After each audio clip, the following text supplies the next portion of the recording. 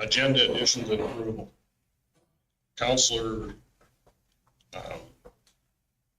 Nyberg asked to bring McHappy Day on just to 6.4, just a bit of an update. Thank you. Councillor Stevens. I'd like to add,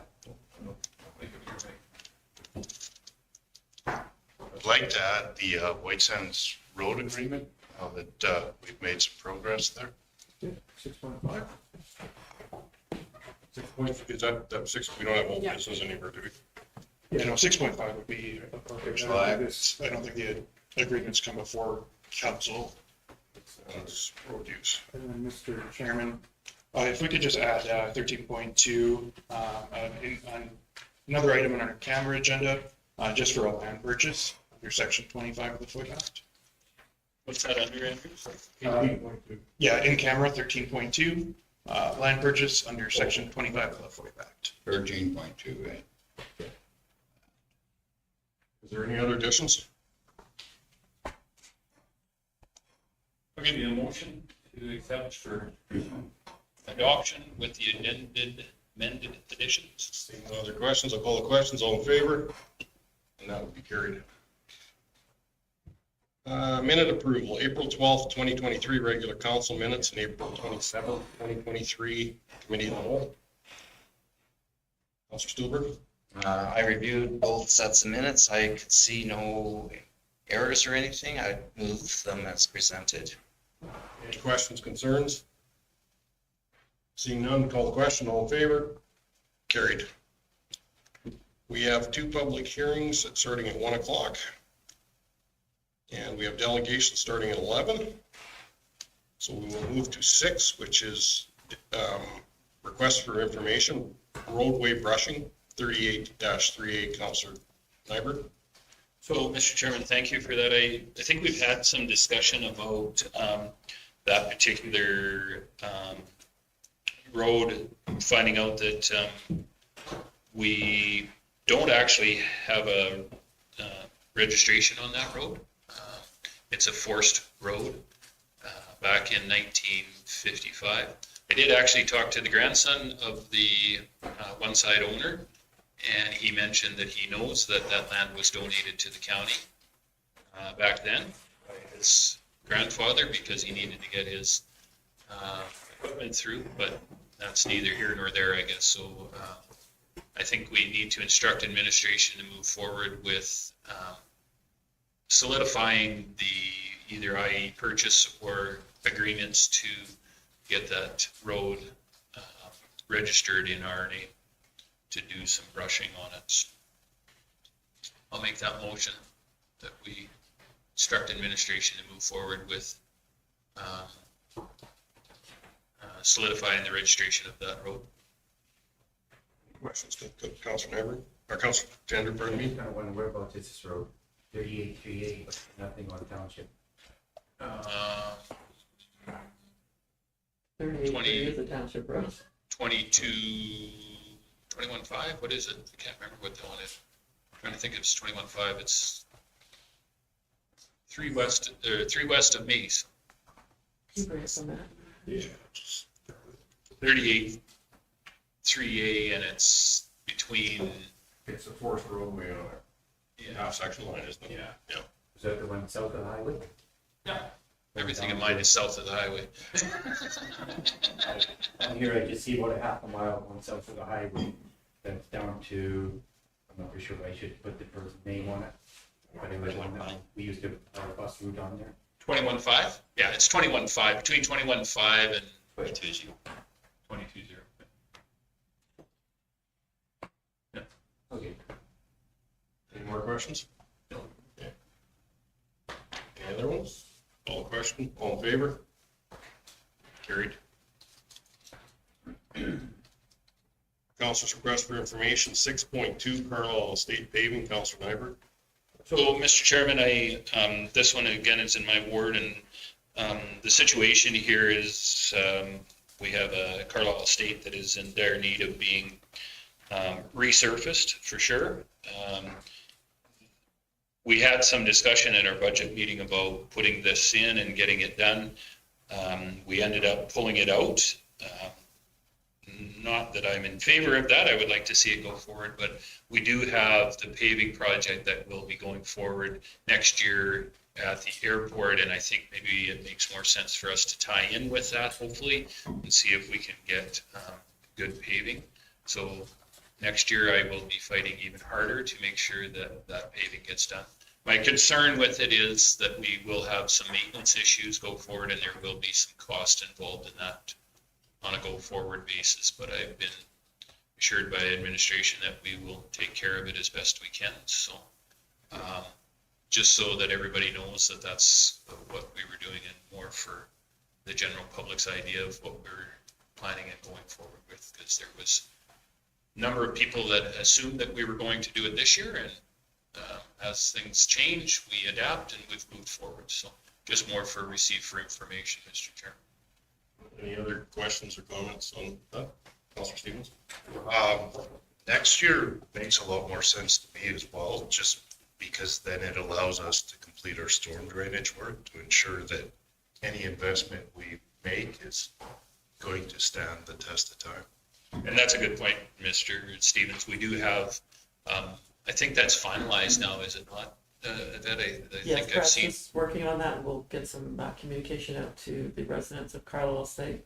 Also in 2024, Highway 835 north of 12 is scheduled to be paved, so there will be some paving crews in the area. Yeah, so it does make sense. So, yeah, if anybody's talking to you, you guys can all, you know what's going on, and that's when we have good communication. It works best for everybody. Councillor. Yeah. Oh, Yeah, just one remark there. I do believe it was in the budget to get it done this year. It was, but then it got pulled Yeah. out. Exactly. So I just wanted to point that out. Thank you. Thanks, Paul, for helping me out and sticking up for me. If we put it into next year, okay, there, every year the feds put on more of a tax. They don't go back and say, okay, being that we allocated for this year, that they would just put up the price and decline it. Well, we do have some funds in what we call paving projects in our budget, and as we move through 2023, if towards late summer, we see that, maybe we haven't spent the funds graveling, or maybe we've got some other projects that didn't take all the funds that we have allocated, because we never know what we're going to find. So we kind of always have to budget for worst case scenarios. Then we would be able to come back to council with, with the chance to maybe get it done later on this fall. But we just have to see how the budget rolls out. But we do have money in paving projects. And there would be enough in there to probably do Carlisle Estates. Thank you. Councilor Grover? But if that other outfit's here set up next year and you can get it cheaper, I don't know. It's nice, it'd be nice to put it in there, but if we could do it at a more reasonable rate, I would be all over that. Yeah, we always, we can tender it so many different ways. Like we could tender it for later on this fall. We could tender it for, give us a price for 23, give us a price for 24, especially if you've been in contact with transportation. I would assume transportation will probably award that contract later on this year. So then we will know who will be doing the pavement on 835, and then we can contact them for one-offs, which we've done in the past lots of times. And I assume the town will award that later this fall too, as well, for the paving of the airport runway as well. So with that price, it would be set in this fall then? Just in case the feds all come up with, okay, there can be another tax, say like the spring tax. Is that the price, could it be set at this fall? Well, most paving companies, even if they tender for 23, and they put the tax on, they still have to pay it. So they would come back and say, this was an unexpected, unexplained, unplanned for act of God. So we need the funds to pay it. Yeah. Thanks. JT. So we have any accept for information? All in favor? Carried. Council request for information brushing, 6.3 brushing Big Valley Ward, Councilor Grover. Yeah, I just wanted to know when the birds are done nesting, and I see this morning they're out doing that one bad corner. But I took Joe out and I showed him this stuff. signs, you can't see a sign with a curve coming in it, you know. And they said, what, if you walk through there and there's no nest, then you can go ahead and do it, yes? Yeah, thank you, through the chair. Depending on depending on the width, the type, the density of the trees, like for example, at the corner of the Hall Road, the smaller staff are working down there, Yeah. with the kind of small area that we're working in. That kind of stuff's it's not too concerning if we can do that kind of work, because it's this high to 8 foot sporadic, very unusual. We can get a good look inside that, make sure that there's no nesting birds, make sure that it's appropriate, and then look at it. There's quite a few dead trees in there as well. So requests like that, they're the easier ones to kind of work within, as long as we're being compliant with the nesting season. The nesting and bird season lasts up until around August time. So the larger requests that you and I and Dan drove around, they would need to wait till the August time to look at as well. So, but more than happy to kind of look at if there's sight lines or there's something that's dangerous.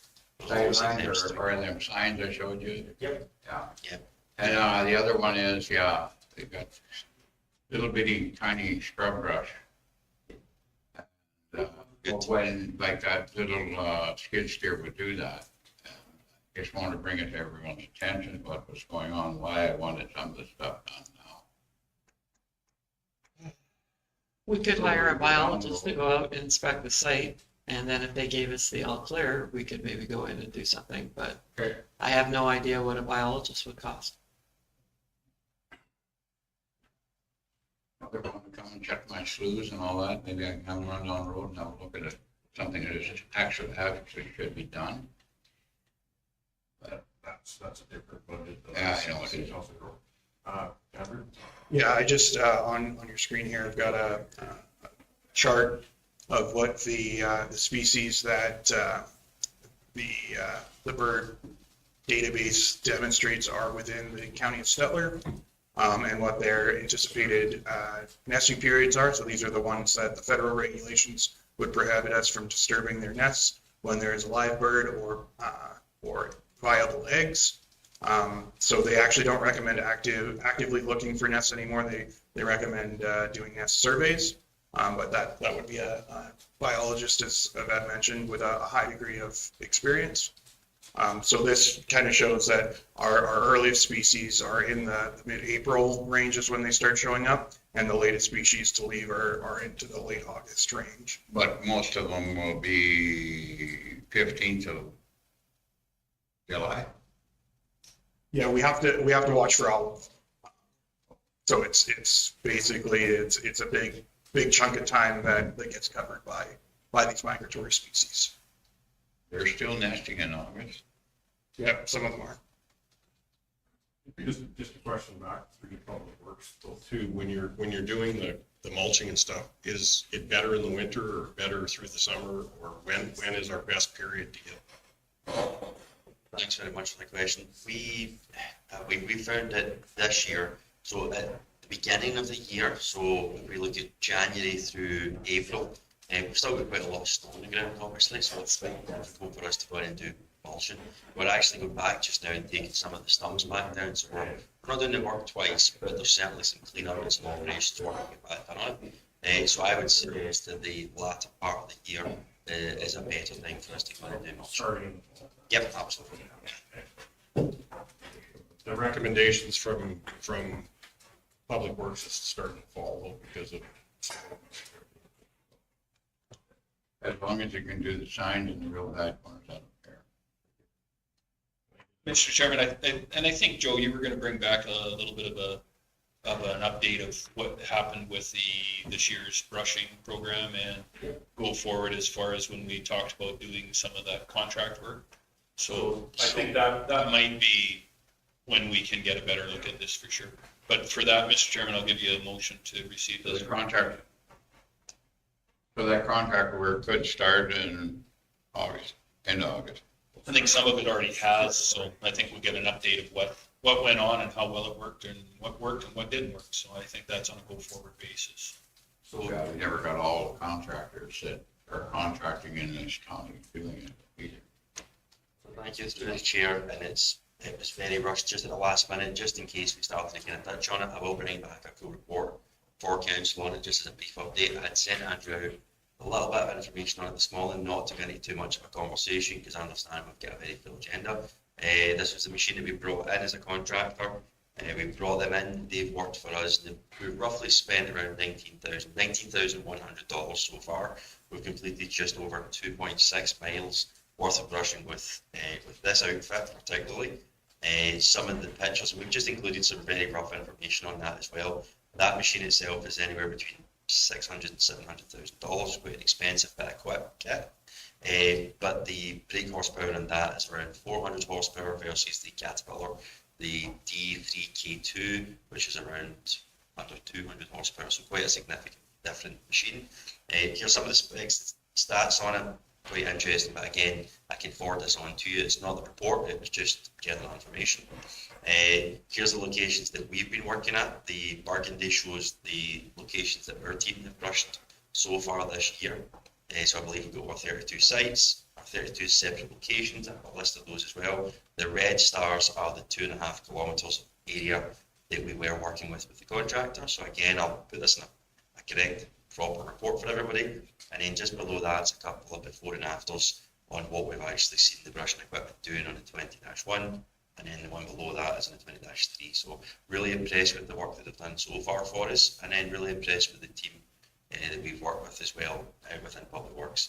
We have also got an additional 8 staff trained up on chainsaws and kitted out for it as well, for felling and for brushing as well. So we've spent the $19,500 or $19,000 so far. We had $50,000 allocated to it. Still need to do quite a bit of cost benefit analysis on it, and then get a full and proper report back. But just in the off chance that we went down this hole, there's a very short and nasty for you, just nice and quick. Thank you, very good. Yeah, thank you, but we did have a request for you to bring a full report back at the end of the year, so that's what I had expected. Thank you. Got more time to utilize some other services or diesels. Yeah, no, that's good, moving forward. We have a motion on the table to accept for information, Councilor Never. You put that on, okay. Any other questions? All in favor? Carried. Just an update, 6.4 McHappy Day. Hello, Mr. Chairman. I'm wearing my McHappy Day apron. They gave it to me free for working my first day at McDonald's. I think I did all right. And I got most of the people through happy, so that was good. Just so everybody knows, McHappy Day, the proceeds go to Ronald McDonald House. My family had opportunity or occasion to use it. I wish that wasn't the case, but it was. And the fact that we have that in this province is a phenomenal asset to our province. If you get a chance, go out, purchase something, donate, whatever it is. But today's the day to do it. So there you go. Thank you, Mr. Knight. Thank you. See for information, Councilor Gender? Yes. Yeah, all in favor? Carried. Okay, 6.5, White Sands road use. Councilor Stevens. I got a bit of a brief update that Lauren was in and met with admin to discuss the updated. Via telephone call, actually.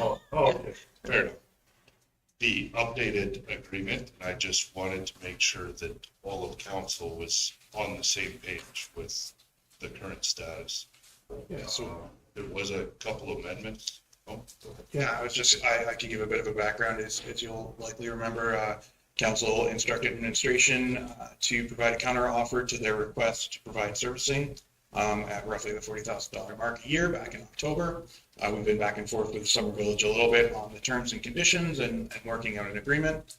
Most recently, Lauren reached out to us to discuss our latest draft and discuss a couple of minor changes to it that they seemed intent to complete this agreement based on. So we are, at this point, it feels very close to having that agreement in place hopefully for service this year. And we are just at this point waiting for comments back if there are any, or to actually get ink on the paper. Plus the condition of that road it's been working in pretty good shape, Counselor Stevens, or? It's definitely better than what it has been. It's a little greasy with the rain, but it's definitely better than it was this spring, that's for sure. Yeah, we had a concentrated effort up there for some reason. The roads up by the lake, maybe because of what's in the base, which is mostly sand, held the water, turned them into grease is a good explanation. Where other roads throughout the county were harder and holding it much better. So yeah, we did have a concentrated effort up there to get the roads back into shape. Joe might have some comments because he was up there more than I was. Thank you, through the chair.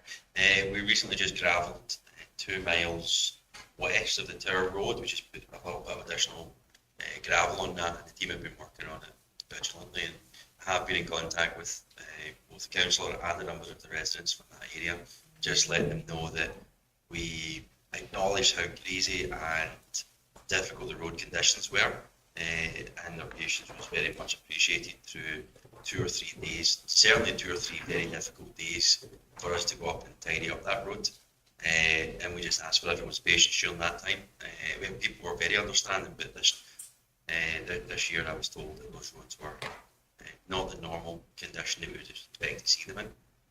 And we waited until things had dried out. We actually were seeing frost on the ground a lot later than we would expect to see this year as well. So we didn't want to make a further mess and more damage to the road. So people were really helpful. And last week, Dan and the crew were up there doing some rough gravelling and some cleaning up of it as well. So 2 miles west of the Tower Road was completed at the end of last week. Counselor Silver and then Counselor Stevens. Yeah. Well, I was just wondering, on those type of roads that become so greasy with rain, as they need gravel, should we be looking at a higher rock content and less fines in it to see if that would compensate for that?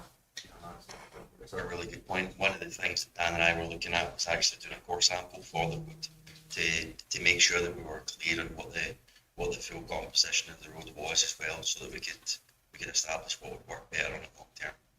Yeah, okay. Makes good sense to me, because if there's a lot of fines and sand in the road, maybe we shouldn't be adding more. So, good. My question was along the same line. Where you did re-gravel, was that our new gravel spec with the manufactured fines? Was that what we used? Okay, because it seems to hold up far better on that particular road. And that manufactured fines, there's less fines in it, and the manufactured nature, it holds a lot less water on surface. That's the 1-inch crush that we did up in Bashaw, right? Yeah. They're also working on the Bahar Road as well. Dan was working on that yesterday for us, and I believe he's back up there again today, having a look at that road as well. So we are working our way around these roads just now as well. We're very aware of some of them. I think the road bans did help quite a bit, like they did save them. Because another road up there that we were having difficulty was 40-2 west of 835. And so they were up on it too. And it was doing the same thing, but, really fell apart quickly because we have no bands on it, where 40-4 hung together just a little bit better. Any of that graveling we would be doing up there typically would be coming out of the back shop.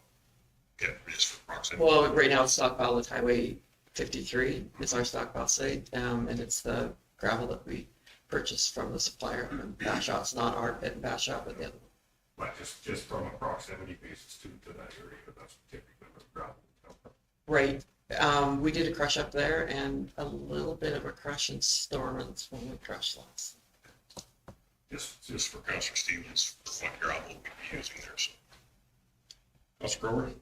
And did you knock some of that into the ditch, did you, Joe, with some of the border stuff and then gravel it? Yeah, I can check that with Dan. I can find that information out for you.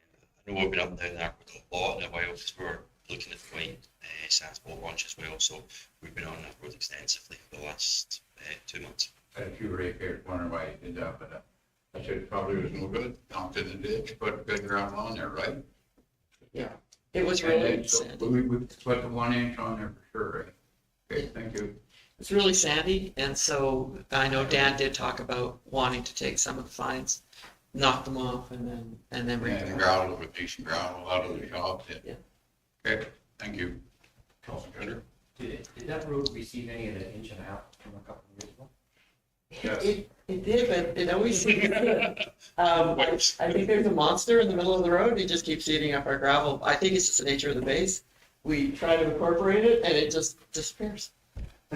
Maybe it's in Buffalo Lake. I'm not sure where it is. So, Mr. Chairman, if I could, in actuality, I had a very similar road in my area that was having grief, the Worden Road on the end of the 2 miles of pavement there, that we just never could seem to get fixed. And we brought in some of that Nordag gravel, and it did, we haven't had a complaint since then.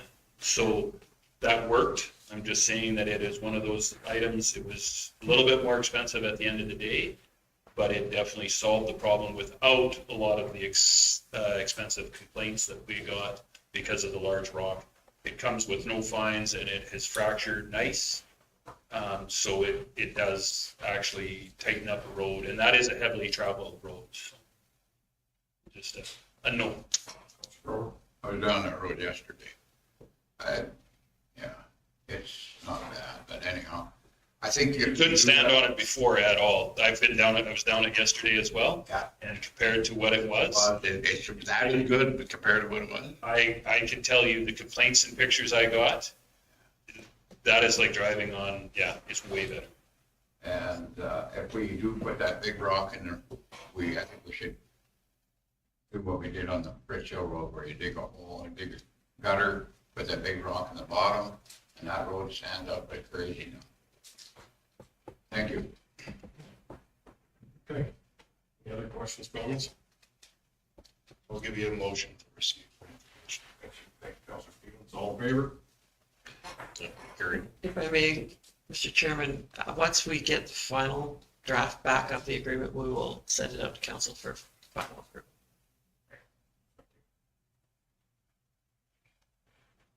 Okay, new business, 7.1. Yeah, we can do the budget now, Andrew. Yes, please. And then if we can, depart from the order the day after the budget and jump straight to the tax rate bylaw. That would be our typical convention. Request for decision, re-revised budget, page 8 of the package. Thank you, Mr. Chairman. So Krista.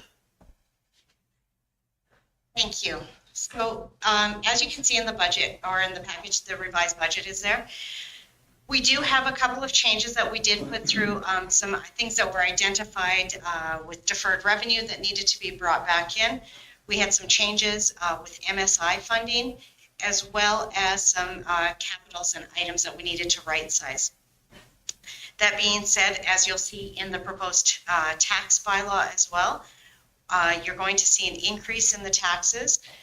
$262,000 of that is accounted to for assessment changes, and there's a further $513,000 approximately as well in there for increased taxes, and that's to do with our MSI funding. The MSI funding that we thought we were going to receive and was in our approved budget actually came in lower than what we anticipated receiving. So the loss of that revenue between the 2022, that was part of it was used into 2022 that we had deferred, and then the 2023 allocation decrease, those totaled $1,030,000. So that was a big hit to take to the budget. So once we reworked the numbers and put those into the tax bylaw, so what you'll see at the very end of your budget is an approved balanced budget of, I don't have that number right in front of me.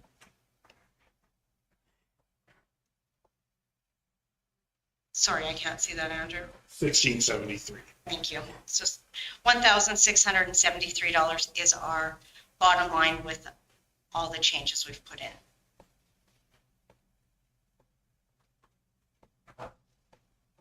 And I guess go forward too with the changes with MSI funding and the LPRT. LGFF. LGFF.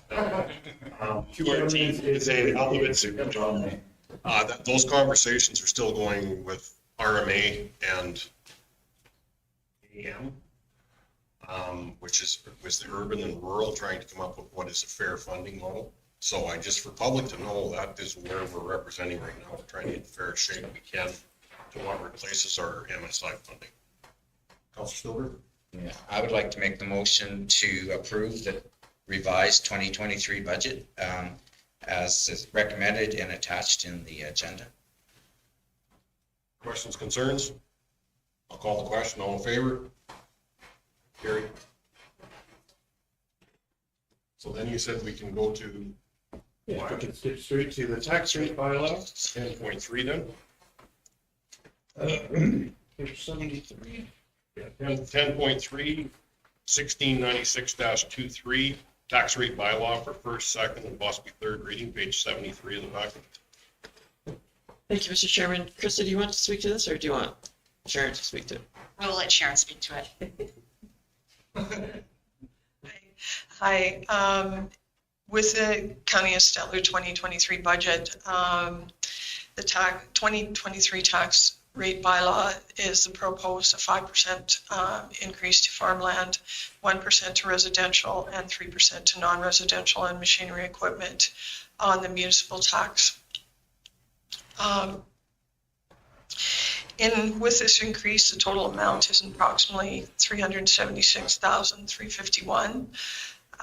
Also, we look at the policing module. We're going into the fourth year of the funding in the police module, and there's significant increase, and this is given to us by the province. It jumps from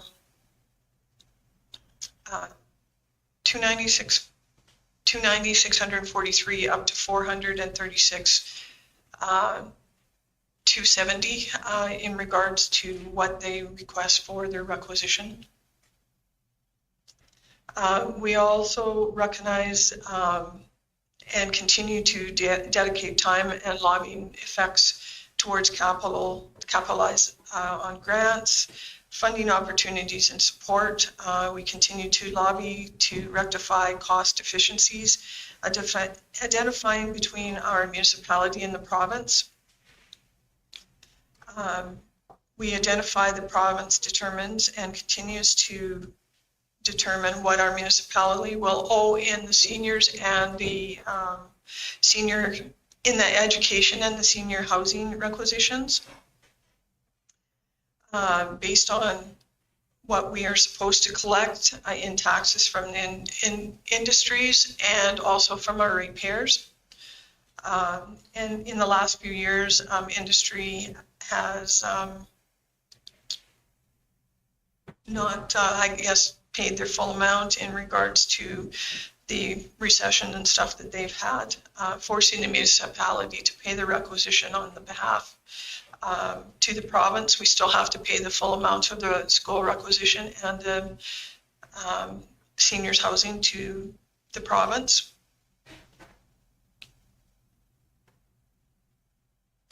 And with these particular requisitions, we don't adjust them. The municipal tax rates to balance higher or lower in any favor.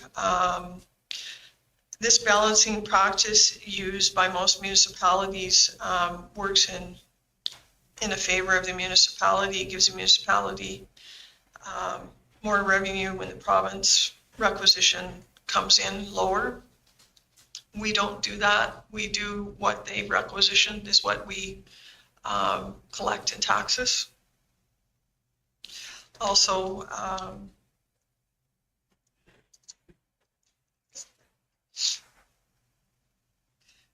the other thing that comes into play is we have a minimum tax levy, which you guys adjusted last year.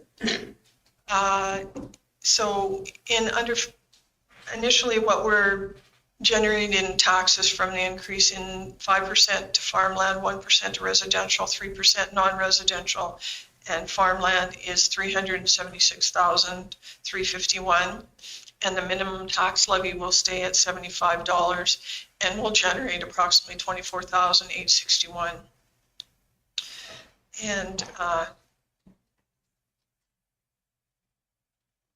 once council deliberates on this, then we can go forward and complete our tax notices and send them out.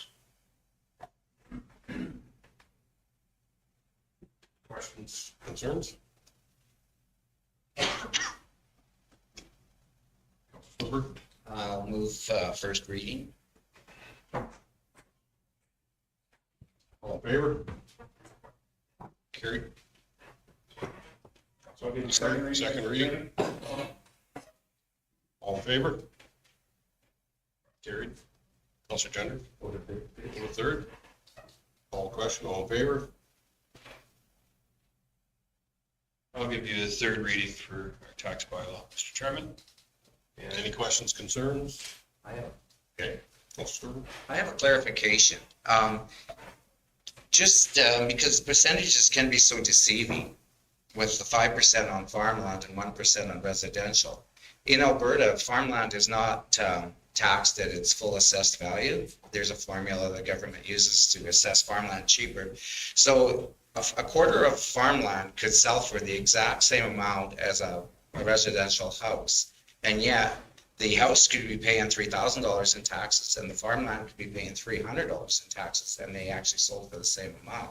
So a 5% increase on farmland of the 300 would make a $15 increase to their taxes, where at 1% to the residential home that pays $3,000 they would pay $30. So even though the percentages seem like farmland is taxed higher, in actuality, being it's not assessed at its full value for taxation purposes, there is a benefit to the farmland owners. So I just wanted to throw that out for clarification. Councilor Nyberg? And Mr. Chairman, if I can, and to add to that, I think most farmers would use their farmland tax as a cost of doing business, so it would be written off against your income tax. Unfortunately, there are very few people that can use their residential taxes as a write-off against their income, so they have a tendency to end up paying a disproportionate amount of tax in the larger scheme of things. Unless you're running a small business out of your home, it gets to be a little bit tough. So I always have a little bit of trouble with taxing that. But very good point, Mr. Stolberg. Councilor Stolberg? If I may, I just want to add one more point, and I definitely do not get any pleasure in increasing people's taxes. But with the incredible increases we've seen in fuel and equipment and cost of living and every other thing we purchase, I mean, there is really no alternative. And I know the ratepayers do expect a certain level of service, and that's the only way we can uphold that level of service. Any other questions, concerns? Mr. Chairman, just a clarification. I'm just wondering, well, we'll go with this. Never mind. I'd like to make a comment afterwards. Okay, we'll go to third reading then. All in favor? I think that was third reading. I know we had third reading, yeah. Mr. Chairman, I just wondered, we did get a notification that there may be a little bit of assessment change for people with larger acreages. I'm wondering if administration has a plan to send out some communications along that line. It might be better to be forward up front with that, and so when they do get their tax assessment, people with larger acreages have an understanding of how the assessment has changed on a go forward. Is that something that we could do, or I don't know what the best case scenario, how to make that happen? I mean, it's a tough one to explain, but we certainly welcome any ratepayer that has any concerns about their assessment to call, and that we can set, if we can't answer their question, then we will put them through to our assessor who's available, especially with a residential property. Sharon, do you have anything you want to add? No, if they call in, we can address their concerns, and if we can't answer it at this level, we'll have the assessor look at it, and if they cannot come to a decision between the two of them, then each ratepayer also has the option that they can appeal their assessment also within the 60 days. Councilor Cameron. Mr. Chairman, through to administration, would there be a way to pinpoint the individuals that are going to be affected considerably by this, to put an insert in that particular tax roll notification, just to say, you know, this is what's happened to yours, yada, yada, yada, here's how it's changed, any questions, concerns? By the sounds of it, it's only about, it's under like 60 or so, but that's still a lot of conversations if you can be upfront, forward, ahead of time, so they understand what's happened to them. So if we found a property that had maybe seen a $200 or $300 increase, we could, you know, maybe place a note that says, you know, please contact the county office if you have any questions, and we could explain the assessment change. Well, I just want to be proactive, because when somebody comes in, it's better if they have a piece of paper that's kind of explained to them versus them coming in and spitting that to say what the. I really encourage all ratepayers to, you know, pick up the phone and call. If we heard from everyone, it would be great, because assessment is very complicated. Like farmland is assessed at a regulated rate and not at a market value rate, where you look at, you know, residential, which is affected by market, which is where this assessment change is coming from. And then, of course, you look at your non-residential, and it's more regulated by the province. So I encourage anybody, I mean, even if your taxes go down or they go up by $2, phone, have that conversation, because this is a period where you have the opportunity to talk directly to the assessor and get your questions answered and feel more comfortable about what's going on. But we can take a look at that. But I think we'd have to have like a kind of like a maximum or a minimum, you know, and it'd still be tough because we try and run it. If I can jump in, just, I think, so the process is fairly automated, and picking 60 notices out of 12,000 is a little tough. I totally get it. But I mean, if you're gonna, which is, 60 phone calls might be easier. okay, fair enough. That, as long as they're not heated phone calls. And they all go to Ernie, I'm okay with it. And when Nikki gets back from helping out Great Valley, you know, we can get, you know, maybe get on our webpage, or Michelle can get it up on our webpage, where we encourage ratepayers to call in, especially if something has changed and they have questions about it. And I'm always trying to deal with little problems before they become big problems, and that makes life a lot easier if they, just a little bit of information might go a long way for the ratepayer. Yeah, and I get it. You get a bill, you know, it's like your power bill, you get your bill and it's gone up $200, and you go, you're frustrated, and you throw it in the corner, right? And I don't want people to do that with their tax notices, though I'm sure they do. But, you know. Better one, Phone up right at that moment, too. Yeah. But, you know, if they can, yeah, you know, please give us a call, because we'd be happy to go over any of it with them. And they can always call their counselor, myself included. I will love to talk taxes anytime. Councilor Gender. I'm wondering whether we could put that onto the next committee of the whole. Bring in one or two instances of what has changed, so that it can be shown to all of us, okay, like what to expect. Because we are going to be getting phone calls in there on how we can possibly answer them on that. Councilor Gender, I think we did have that brought to us. I don't know. Yeah, we did, but not on, it was very, very lightly, and I think Mr. Gender missed that. He was being cut open. Mr.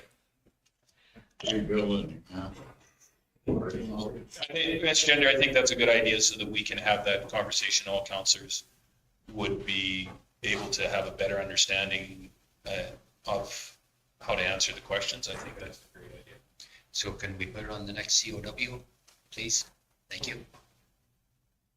I guess if we're going to go to that point too, even just a little cheap thing that shows what 5% agriculture does and what the average increase is, 1%. Just because those conversations could stop conversations from coming into the office quite easily. And I think we have the opportunity to protect staff, and I think that's a good idea. Okay. We don't need a motion for that. Do we? Just. No, we'll put that into the agenda. Thank you. Okay, 10.4, special tax bylaw We buffer. can skip those ones until we're in the bylaws properly. Those are utility rates more than taxes. Just tax. Yeah. I was just going to let you know your 11 o'clock delegation is here as well. Okay. If you can invite them in.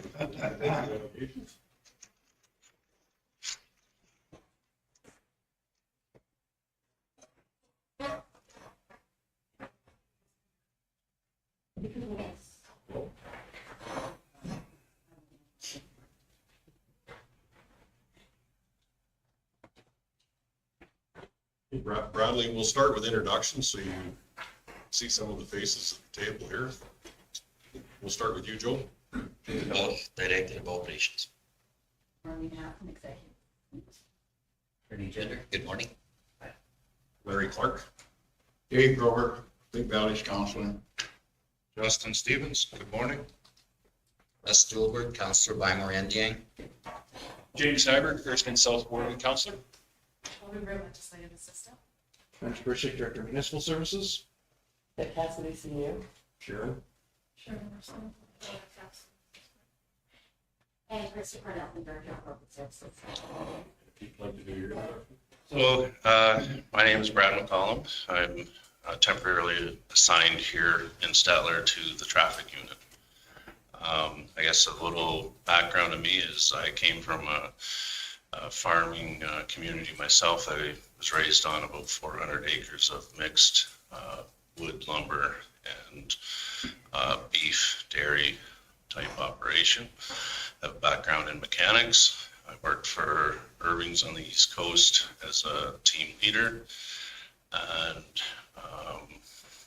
eventually joined the RCMP later in life in my early 30s. I've been coming up to 18 years with policing in Olds, Pinoka, which is where I currently live, and moved on to Wetaskiwin Traffic, and now currently Blackfalds, Central Alberta Traffic, and now out here in Stettler on a temporary assignment.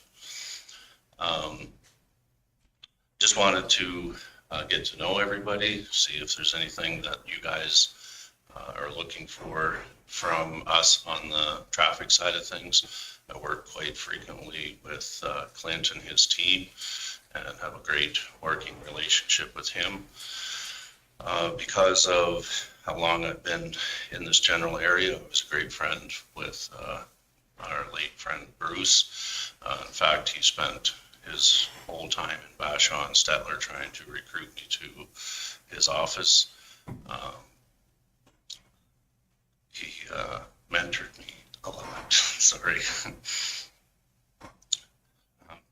So that said, I was very honored to come to Stettler and got to work with Bruce a few months and actually talked to him right up until the day before he passed. And his last words with me was still trying to convince me to make Stettler my permanent place of work. Is in my traffic role here, thank you. Obviously, we do the traffic enforcement. I'm trying to develop a team that also works with a crime reduction type strategy. I had a very good relationship with Bruce in Vashon, Stettler, with sharing information of who our problem people were in communities, whether it's drugs, stolen vehicles, property crime type stuff, sharing that information. One of my team members here, Constable Tom Bowden, he's from Edinburgh originally. They farm in that area, and so he's a local boy. Knows a lot of people. He was able to pass on information through a couple of traffic stops recently that ended up with Drumheller executing a drug warrant, and that is the type of things that we're trying to implement in,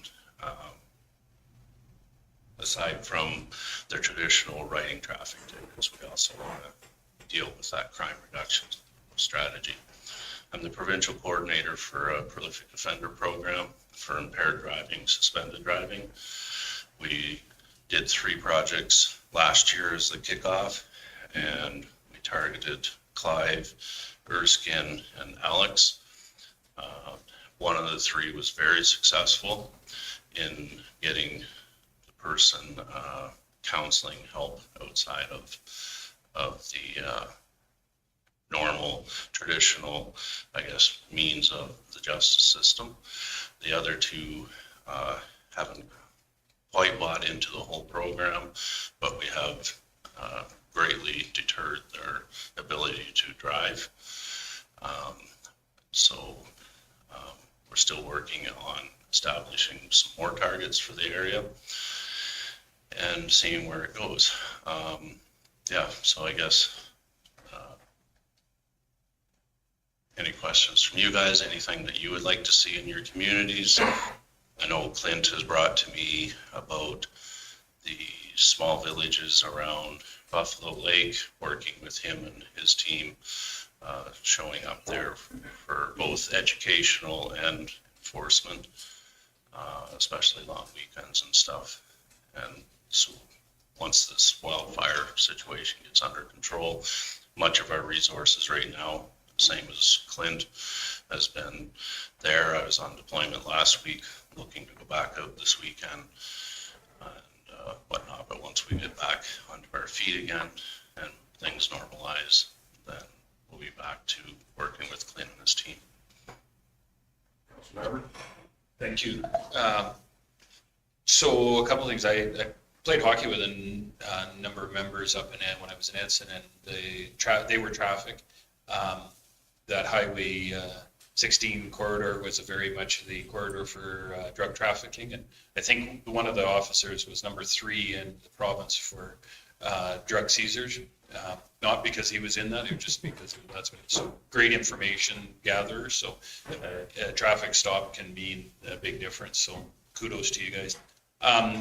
One of the things, and I think I brought this up about Erskine, since we've had the G3 come in, there's more congested traffic at the Highway 835 and Highway 12 intersection, and there is a number of right-hand lane passing. I don't think in any of the investigation we've done that that's legal. People still continue to do it. We're trying to advocate with Alberta Transportation to put better markings and stuff down there, but there is going to be a considerable accident someday there, and I think we need to focus on that a little bit, just some education. You're not supposed to do that, and especially now that it is B trains. In the past, if it was just a small car, you could see somebody turning. Now the B train, somebody's going to clip somebody, and it's not going to be good. So just brought that to me last month as well, and when I was in Wetaskiwin, we had 2 separate instances that resulted in fatalities for an intersection just like that. So it's discouraging when the province doesn't get better signage up there, but we will be when we get back here with Clinton, establishing some work out in that area. We're supposed to be doing some work on 835, so maybe we can encourage them to do a little painting on 12 or something. I don't know. At least get some direction. I think that problem you've identified is about to get compounded come a couple of weeks when May Long hits, because not only all the heavy traffic, but that's one of the main access points to the lake. You're going to have recreational as well as commercial, so it's about to compound that problem. Maybe the 2 worst combinations. Well, the inexperience that comes with hauling some of these large trailers and stuff with recreation, right? And you're in a hurry, and you're out to the lake. Your mind is already at the lake before you ever get there. So I get it. Been there, done that. Any questions for Mr. Grover? I'm glad to see you here. And back out, yeah, because they're downloading everything onto our Clint and them, and it's nice to see a guy that can work with our people, and that's great. Thank you. Thank you. We're a pretty quiet group, I guess. We are. 1 o'clock in the morning. Is there any updates of what you feel of our traffic patterns here, or like you said, you ran those 3 other programs in Clive, Alex, and Erskine, but we actually were talking about this yesterday. So for myself, I came into town and within a matter of a couple hours, I had a suspended driver with no insurance. And when I'm leaving town by Erskine, I get a alcohol-related offense with no insurance again. So, and ironically, earlier this week, in talking with a coworker, that is one of the things that I see here quite frequently, is we have a lot of suspended drivers who are just choosing to drive regardless. Probably not as much of an alcohol problem in this community that I've seen so far as what I have in other areas, so that's a good sign. But we do have a lot of uninsured suspended driving. We have a lot of, I would say, probably questionable vehicles on the safety aspect of things with the conditions of them. And I'm talking about my truck, but it passed inspection. my background previously was in New Brunswick. I consider myself an Albertan. I came here in 2005. I haven't looked back, and I love it here. But to, I guess, my experience, I was a mechanic and I did provincial inspections in New Brunswick. You have to have a yearly inspection there. So it relates well to my job in traffic. I work a lot with motor vehicle safety branch. And so there were, and last year I removed a few vehicles through the motor vehicle safety branch. And so you'll probably see a few gone in this area as well. So you have your, can you weigh? I'm not CVSA. Okay. I'm trying to get into the program.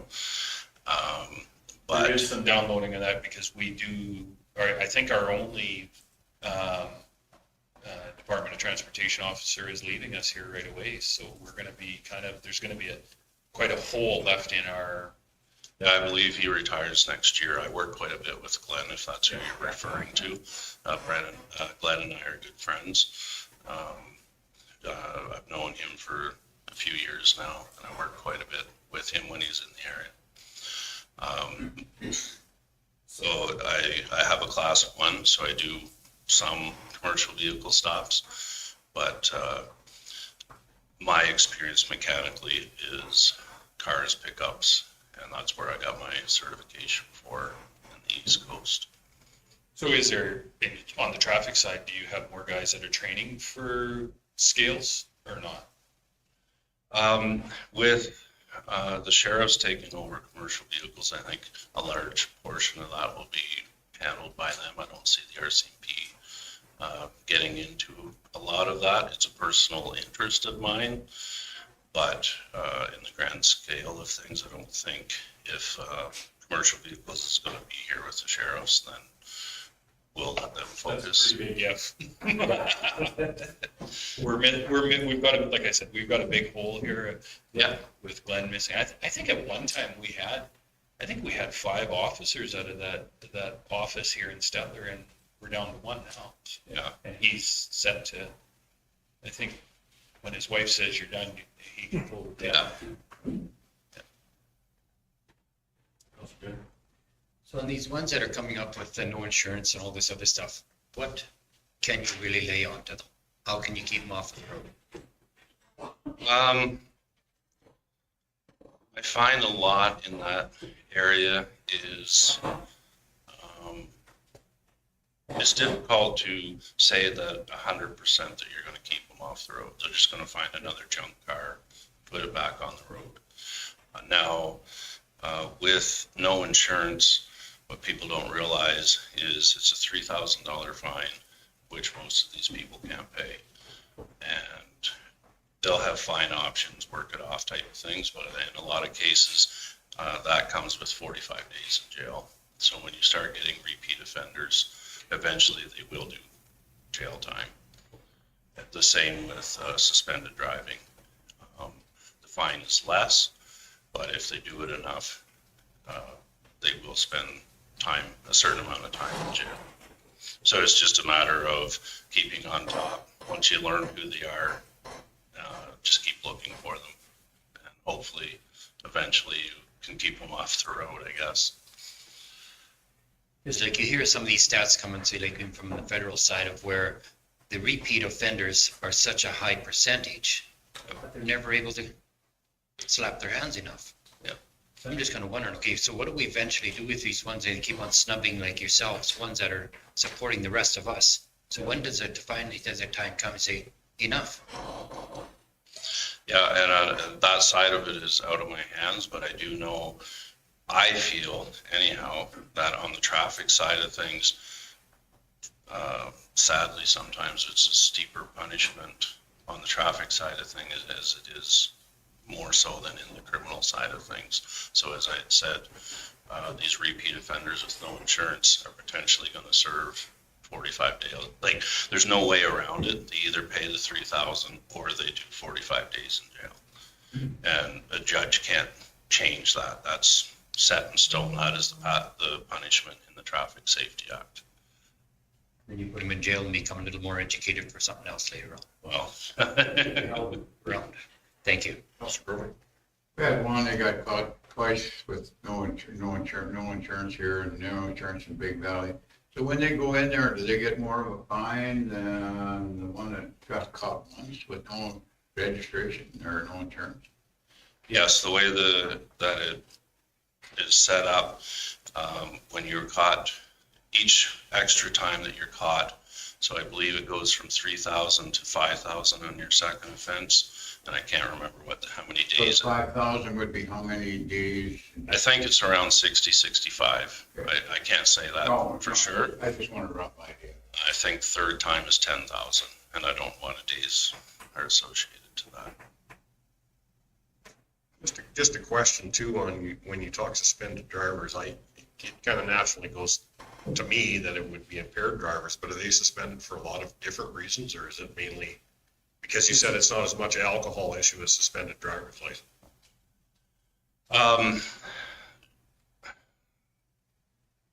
It's a mixture.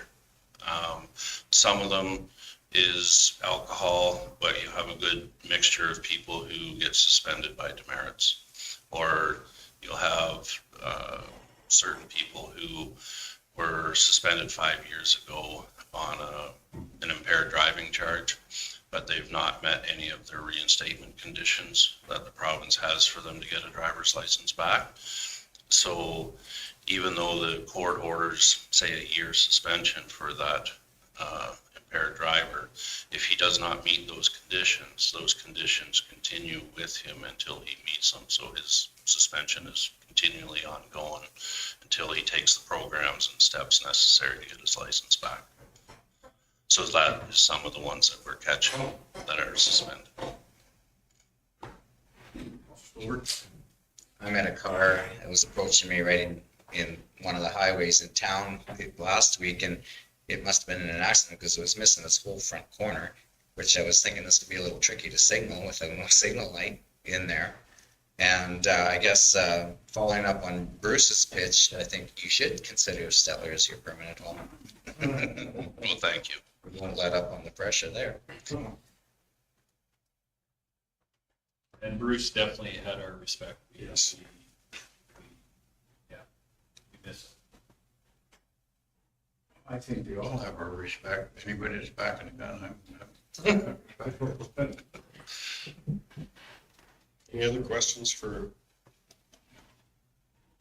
Did you have another poll? Okay. Thank you, Your Worship, and thank you guys for accommodating me today. Yes, thank you. Thank you so much. Thank you for all you do.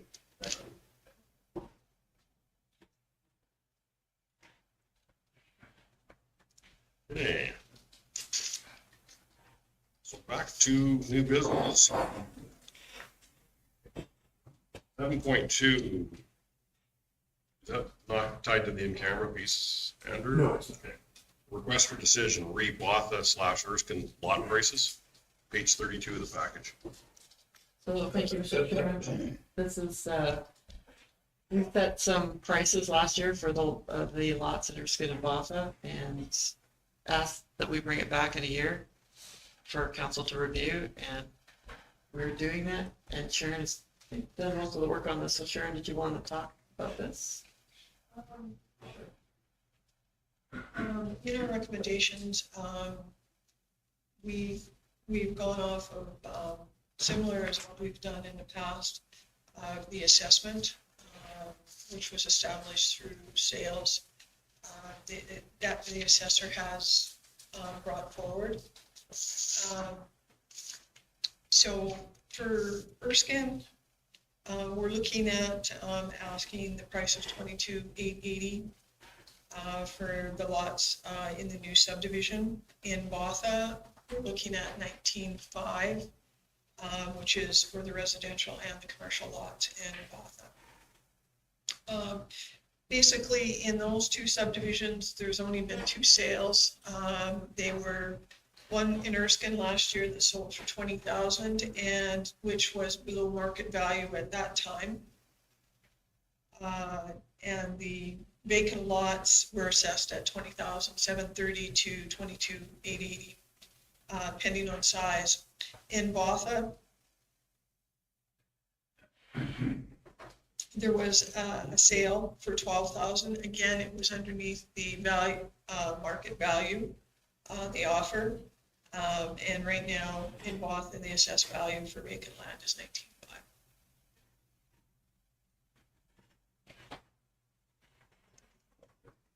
$19,500. This lot in Botha, did it actually sell, or was that the one that was off sale? There was two, we had an offer for one lot that did not, was never ever completed. So we've withdrawn from that offer. There was one sale of a lot that sold for $12,000. That's next to an adjacent owner. He wanted it to use for garden purposes and other purposes. Okay, do remember. Thank you very much, Sharon. Any other questions on this? Councilor Silver? I'll make the motion that we adjust these lot prices as per the staff recommendation to reflect the current assessments. Questions, good one? I'll call the question. Oh, you have a question? I do have one, and I just, I see that there's a different asking price in both ones. I would have kind of thought that, that Erskine being higher in that I would have preferred to see them all set at the same price, but I get the assessment is higher in Erskine than it is in Botha. Just my opinion. Yeah, I think part of that is in parcel location. Yeah, I understand. Yeah, because we've got a bunch of other villages too that would be worse, or hamlets that would be lesser than that. Any other? Mr. Chairman, I think, and what we asked is, and administration brought back, is that we adjust on a yearly basis the assessed value so that we're staying with assessed value. What happened in the one in Botha, I mean, we kind of got a little bit maybe blindsided because we thought we had 30 days of advertising, but it ended up that we needed to have longer, didn't we? It was because of the new change in legislation, so. It's considerably longer due to legislation. If we receive a offer that's below market value, it has to be advertised for a certain period of time, that if someone wanted to bring forward a I think they could petition it. petition, then they can. Whenever that got changed into that rule, it threw that for a real loop. Councilor Stevens? So moving forward, I assume administration communicates that clearly, that if you make an offer below market, the time frame will be extended greatly. Council exception. And I'm okay with that. You have two options. You can wait 6 months or you can buy now at the current price. So I think that actually gives us a pretty good option out there. So, right, you know, if Joe comes to us and says he wants to buy a lot in either one of these places, here's the asking price, this is what it is. And if he says, well, I'll give you this, we say, okay, we can do that, but it's going to take 6 months to get it through the system. So, and if we're upfront and know that now, I think we always ran on 30 days, I think, of advertising, but it's. And the one in Botha was to increase the size of the lot. Yeah. And I drove by there the other day and it looks very nice. It's landscaped and, yeah, it adds to the area for sure, so. It gives you more market value. But Yeah, we're getting that much more in taxes. Okay, we have a motion on the table. Any other questions? All question, all in favor? Carried. Mr. Chairman, can we make sure that we bring this up again next year? That, I don't know if we want to make another motion that we bring this forward, I or think another motion would be the most appropriate, because that's what. we instruct administration to bring back recommendations for pricing lots in Erskine and Botha next year again. Questions, concerns? Call the question, all in favor? Carried. 7.3, request for decision, read policy CN 1.10, doctor recruitment retention incentive. Thank you, Mr. Chairman. So the next few items are policies that you've seen at ASB and the Committee of the Whole, and instructed administration to bring them back for your approval. I think Andrew did most of them, so do you want to walk council through them? Yeah, so starting with the doctor recruitment and retention incentive. So this is an incentive we've been doing for, well, in one form or another for over 20 years now. We've awarded over $200,000 to physicians coming to our community. It's been something that the council has long put a high focus on, and valuing the value of practicing physicians in our community. So this policy, we've been operating in an ad hoc way for about 20 years now. This policy outlines a process which follows what our practice has been in the past. That will allow us to work with community partners, including the Board of Trade and Stettler physicians, to identify physicians and attract them, get them here, sell the community. And then establishes a bit of a process for them applying and for council awarding it. It does note specifically that it's a discretionary benefit, so it's council's decision whether it gets awarded or not. You can base that on any factor, including, for example, whether a physician has gotten such an award in another local community that we might not want to draw them away from, and what the scope of their practice might be. For example, you may decide to award differently for a specialist, like a psychiatrist coming into the community instead of somebody doing emergency medical practice. So the options are quite broad for council to consider still. This more affects how the physicians come to us. Councilor Grover? I'll move this forward. Questions, concerns, Councilor Stillberg? Yeah, I really like this doctor recruitment policy for two reasons. As a county, we want to make sure our residents have access to doctor care in their own community. And secondly, if you can get more doctor care in Stettler, in this community, the economic development is so great because the people can come to Stettler to get their medical care and then do their other business and shopping and things rather than leave the community. So, I mean, this money I think is well spent for getting the medical care in this community and the economic development it brings to the community. It's a double plus, I think. Councilor Nestor? And I agree with Mr. Stolberg. I think that the town has proven that their physician recruitment comes through the Board of Trade, and I think lots of times they, on that side of the fence, wonder what we are doing for trade in our community.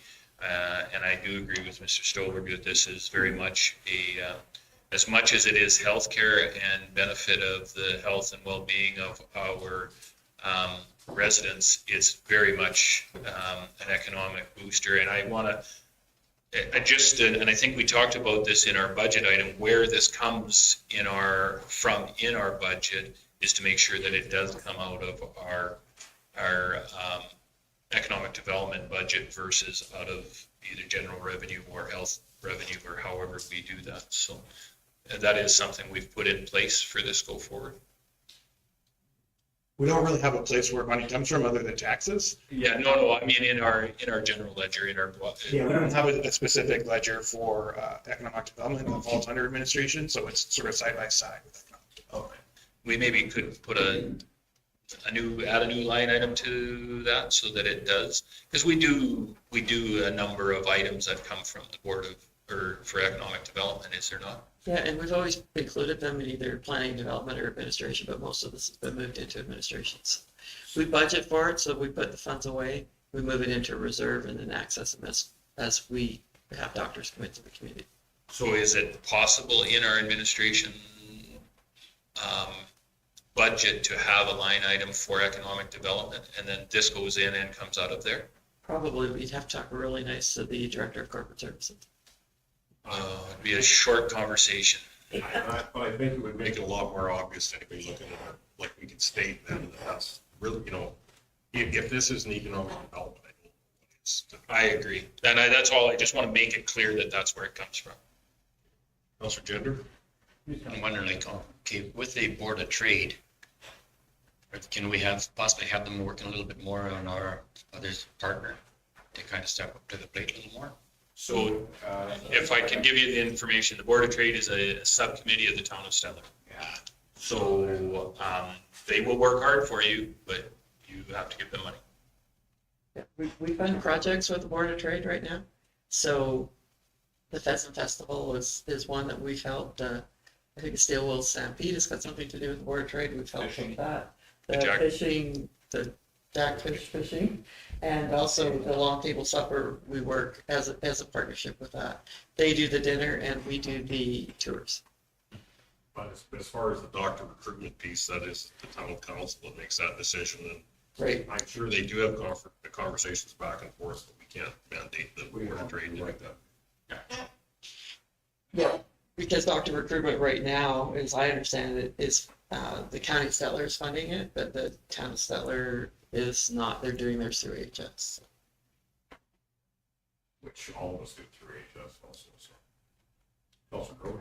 Yeah, we've been doing this for quite a while, and they sign a contract, and if they stay here, they don't have to pay it back.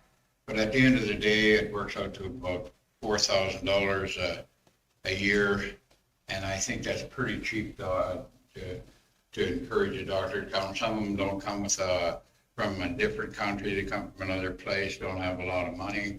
And this year is just to help get them established, and then we can show them around, and hopefully that they fall in love with this area like I have, and they stay here and be a doctor for 20 years. That'd be great, every one of them. We've had pretty good luck with this program. I'd like to see it continue, and I already made the motion to pass. Councilor Stevens? I'd go a step further on the economic development side. Without a functioning healthcare and access to a family physician, our population will dwindle. People will go elsewhere. So it's not these one-off trips when they're coming in for an appointment. As our population ages in particular, if they don't have access to a family doctor, they'll go to Red Deer. They'll leave our community altogether and take all of their business with them, not just the ones. Okay, any other questions, concerns? Call the question of the motion, all in favor? Carried. 7.4, request for decision, re-ag policy 3.2 vegetation control, page 31 of the package. Thank you, Mr. Chairman. So this is a policy that the group saw as part of Agricultural Services Board. I believe this one, the first one is just a review. There's no changes to the vegetation control, so we're just looking for a motion to accept it as review. Councilor Crowley? I make a motion. Questions, concerns? Call the question, all in favor? Carried. Request for decision, 7.5, re-ag policy 3.3, control of club root disease, page 43 of the package. This is another policy that's been around for a while. We made some changes a couple of years ago to the length of time that the club root was prohibited on, that canola or club root exposed varieties of crops were to be planted on a quarter section, not for 5 years. Now it's not for 4 years. So again, we're just looking to approve this policy in its current form. Councilor McKay? I'll give you that motion to approve this policy. Questions, concerns? Mr. Chairman, I'm getting to the point where the club route issue has, I think, run its course. The good farmers take care of their stuff, and the not so good farmers have a tendency not to really care about it. We spend a lot of time and energy and financial money that goes towards this to very much an end that I'm not sure it's doing as much good. We know we have it. I think all farmers should deal with it in the fact that we have it in the area. My particular road, I just noticed that there was 6 large clumps of black dirt dropped onto the road, and I can't help thinking to myself that these farmers that are doing this are doing it into their own backyard. So I'm getting to the point where I don't see, we're just fighting a battle that if they don't care, I'm not 100% sure we should. I'm going to respectfully disagree from the sense that if you want to say that the majority are responsible and we can't affect the unresponsible ones, you can take 3/4 of our bylaws off the books. We only make policy and bylaw for the irresponsible people. If everyone was responsible, we would do a lot less. No problem. I'm gonna agree with Justin here on this one. You have to have some policies to, if you have somebody that's seeking snow canola, that you can deal with it. If you don't have a policy, how do you deal with it? You can't deal with it. So that, this year policy should stay. Counselor Gender, then Counselor whatever. I do believe very much in the policy, but do we have to review it every year? I find that you review something when there's going to be a change. Until there's going to be a change, I would just soon let this float until there's going to be a change. It's not worth the time of, say, like ag, It was in order last to come up reviewed with it. 2017. What's that? It was last reviewed 2017. It was reviewed here in April of 13th, 22, and then October 14th of 2020. And I was at the executive Amendments. board. The ASB was reviewed. And this does have a slight change in the length. Yeah. Counselor Grover? No, we're good. Nyberg? So I Ready. agree. I tell you what's going to happen if you go snow, it will catch up with you. All you're doing is you are dancing with fire, and then it will catch up to you. And those guys, if you want to call it an act of God, will take care of those producers that are playing with that fire. So, and I do, Mr. Stevens, I respectfully understand where you're coming from on that. But this is one that I think, like I said, we spend a lot of time dealing. The good producers plant the in a rotation that gets out of this. The good producers plant club root resistant varieties. They're protecting themselves. The bad producers are going to play with fire, and they will get burned. So I'm not so sure we need to be putting this forward, but that's just my personal opinion. And I would love to talk to any farmers out there that are planting it and want to have that conversation, because I do think we should have more of it. I always go back to the legislation, and in this regard, unfortunately, we are legislated to take active measures to prevent the establishment of pests and to control or destroy pests. So for putting effort into it, we are legislated to, as well. Some of our funding from the government is contingent. Counselor Grover, then Counselor. Yeah, no, we can't just let it roll. Because it is the good producers that we are protecting. And they farm side by side with the poor producer, and the wind can blow that stuff over onto his field, and no. No, we have to have a bylaw to deal with it. Counselor Silver? Yeah. Two things. I think there's value in doing the spot tests, the checks that the ag department does, because you have a pulse on where you're at with canola clubroot infestation. And our county is a lot less than a lot of counties, so I think there's value in it. And secondly, I think through our ASB board, yeah, the government audit it faces every year, I think that probably is one of the requirements of that audit, that all the policies connected to ag services are reviewed. So I think we need to follow up on those. Okay. We have a motion on the table from Councilor McKay. I will call the question. Good conversation. All in favor? Opposed? Councilor Nyberg opposed. Carried. 7.6, request for decision regarding policy 3.4, tree acquisition. Page 48 of the package. So this again is a policy that you guys reviewed at Ag Services Board. This policy does annually select a shelter belt tree supplier, and it allows us to have the application forms ready and grants us the ability to expend the funds through the budget. Stevens, I'll make the motion with staff recommendation. Councilor Solberg, was that what you? I was gonna make it as well. Any questions? Any questions, concerns? Call the question, all in favor? Carried. 7.7, request for decision, CDA, policy 3.5, wild boar control, page 51. One more, that's a review policy, so this is under the Pest Control Act as well. Wild boar's been getting a little bit of news time lately, and we're one of the municipalities that partnered with the province early as to do a bounty program.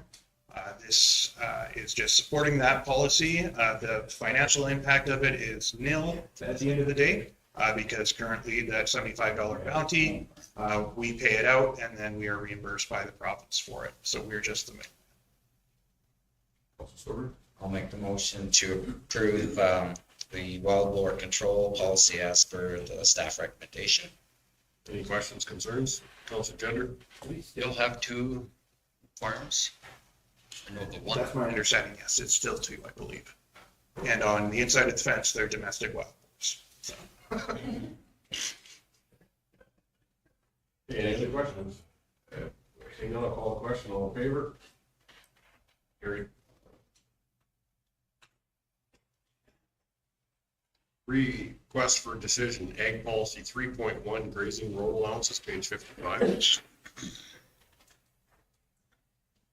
So the last policy that you guys saw at ASB, this is the policy that allows us to let farmers into the right-of-ways when we have extenuating drought circumstances or other growing circumstances, so that we can make good on the feed that's in our road allowance when it's most needed. Councilor Brewer? I'd like to pass this. I don't.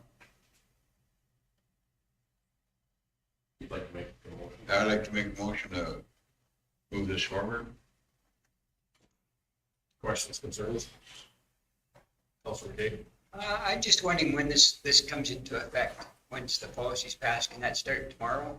Because I'm just suggesting with the crops being put in, the wide machinery and stuff going down the road this time of year and fall.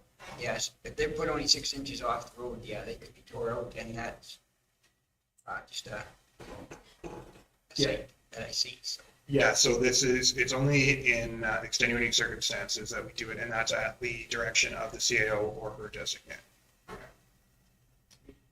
On a per road basis, huh? Yeah, I mean, probably you would indicate that the whole county is now open to this policy, because typically, I mean, we see some variation from area to area, but if it's necessary, it's probably necessary most of the way. There are some pretty strict requirements to utilize the road. You need to have an electric fence up. You have to have it off the gravel road. You have to sign a hold harmless agreement, and you may be required to put up signage. So there is a little bit that you have to work on to do it. So it's not just let your cattle loose in the ditch. I could see this being very much contentious. Okay, our CEO has to write off on it. The typical width of a road is what, about 7-8 meters? That's only about 30 feet. Like Paul was saying, if we put this fence right 6 inches off the top of the road, we've only got 30 foot allowed for headers coming down. Could be a very contentious issue, say like when it comes time for some of these farmers moving down past some of these areas. Well, I think that if we had a request to graze the road allowances at that time, we would, bring that to the landowners' attention that, farmers are seeding and you're gonna have to, make way for there, right? But usually in the summertime, we don't see a lot of this, but as it gets drier, sometimes you may see more of it. And I see a lot of it where they just, open the gate and cows are grazing the ditches and then they chase them back in at night. So. At least we're trying to formalize. Having the electric fence up might be no, not me, but not yet, anyway. It is Dave's area. And I think oftentimes when conditions are so incredibly dry, I think the farmers, what they access often are the blind road allowances, undeveloped road allowances that see very little use anyway, and they just sort of put a fence across the end and graze the whole thing with a gate. And if someone does have to go down, they can open the gate and go through.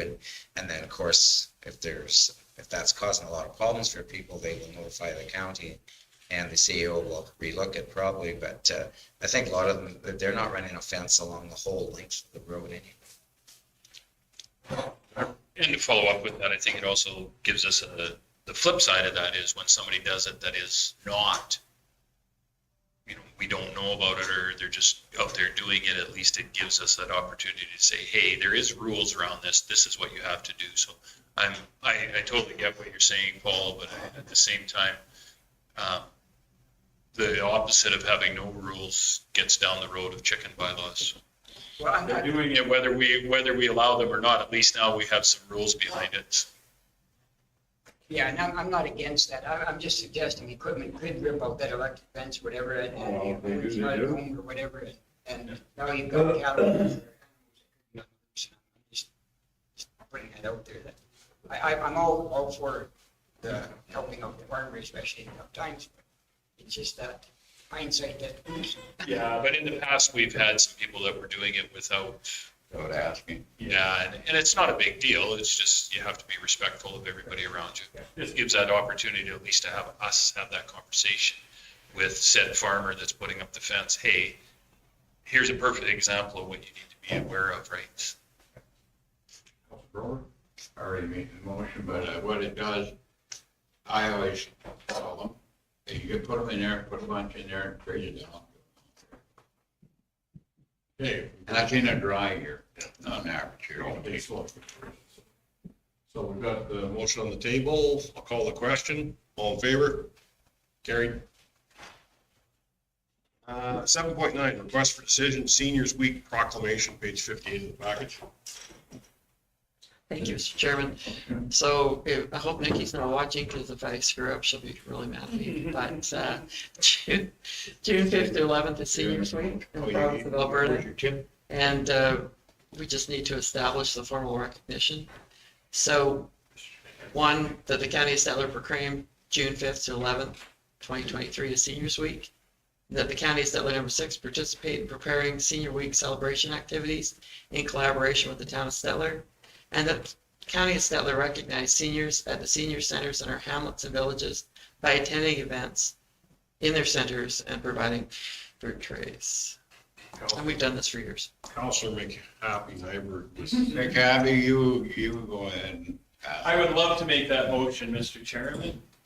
I'm a big fan of the seniors. I think they've done a great job for us, and I do believe we stand on the legs that they put forward for us to have a great community. So declaring Seniors Week is something I would love to do and be very McHappy to do. Very McAbey, and you're getting really close to the senior thing too, eh?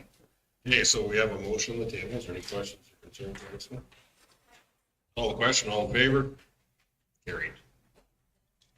7.10, request for decision, request for emergency recreation reserve funding, page 59 of the package.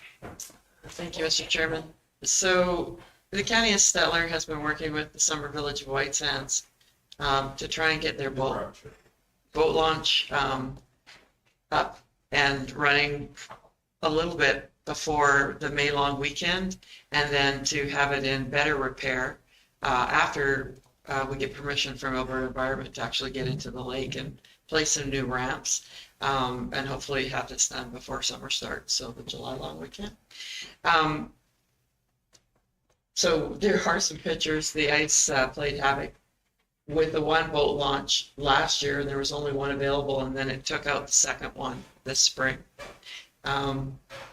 So we've been working with White Sands. Of course, we have residents that use this boat launch also, but we have equipment that means that if once we get approval from Alberta Environment, we can move very quickly, where the Summer Village is hampered by basically having to contractor, get all the permits in place and then be able to go in. So we decided, because it was a benefit to our residents as well as White Sands residents, that we would try to work with White Sands to see if we could get this back up and running. But there is a cost to some of the ramps, and the ramps are roughly $450 a piece, and we need several of them to replace the ones that were lifted and broken by the ice.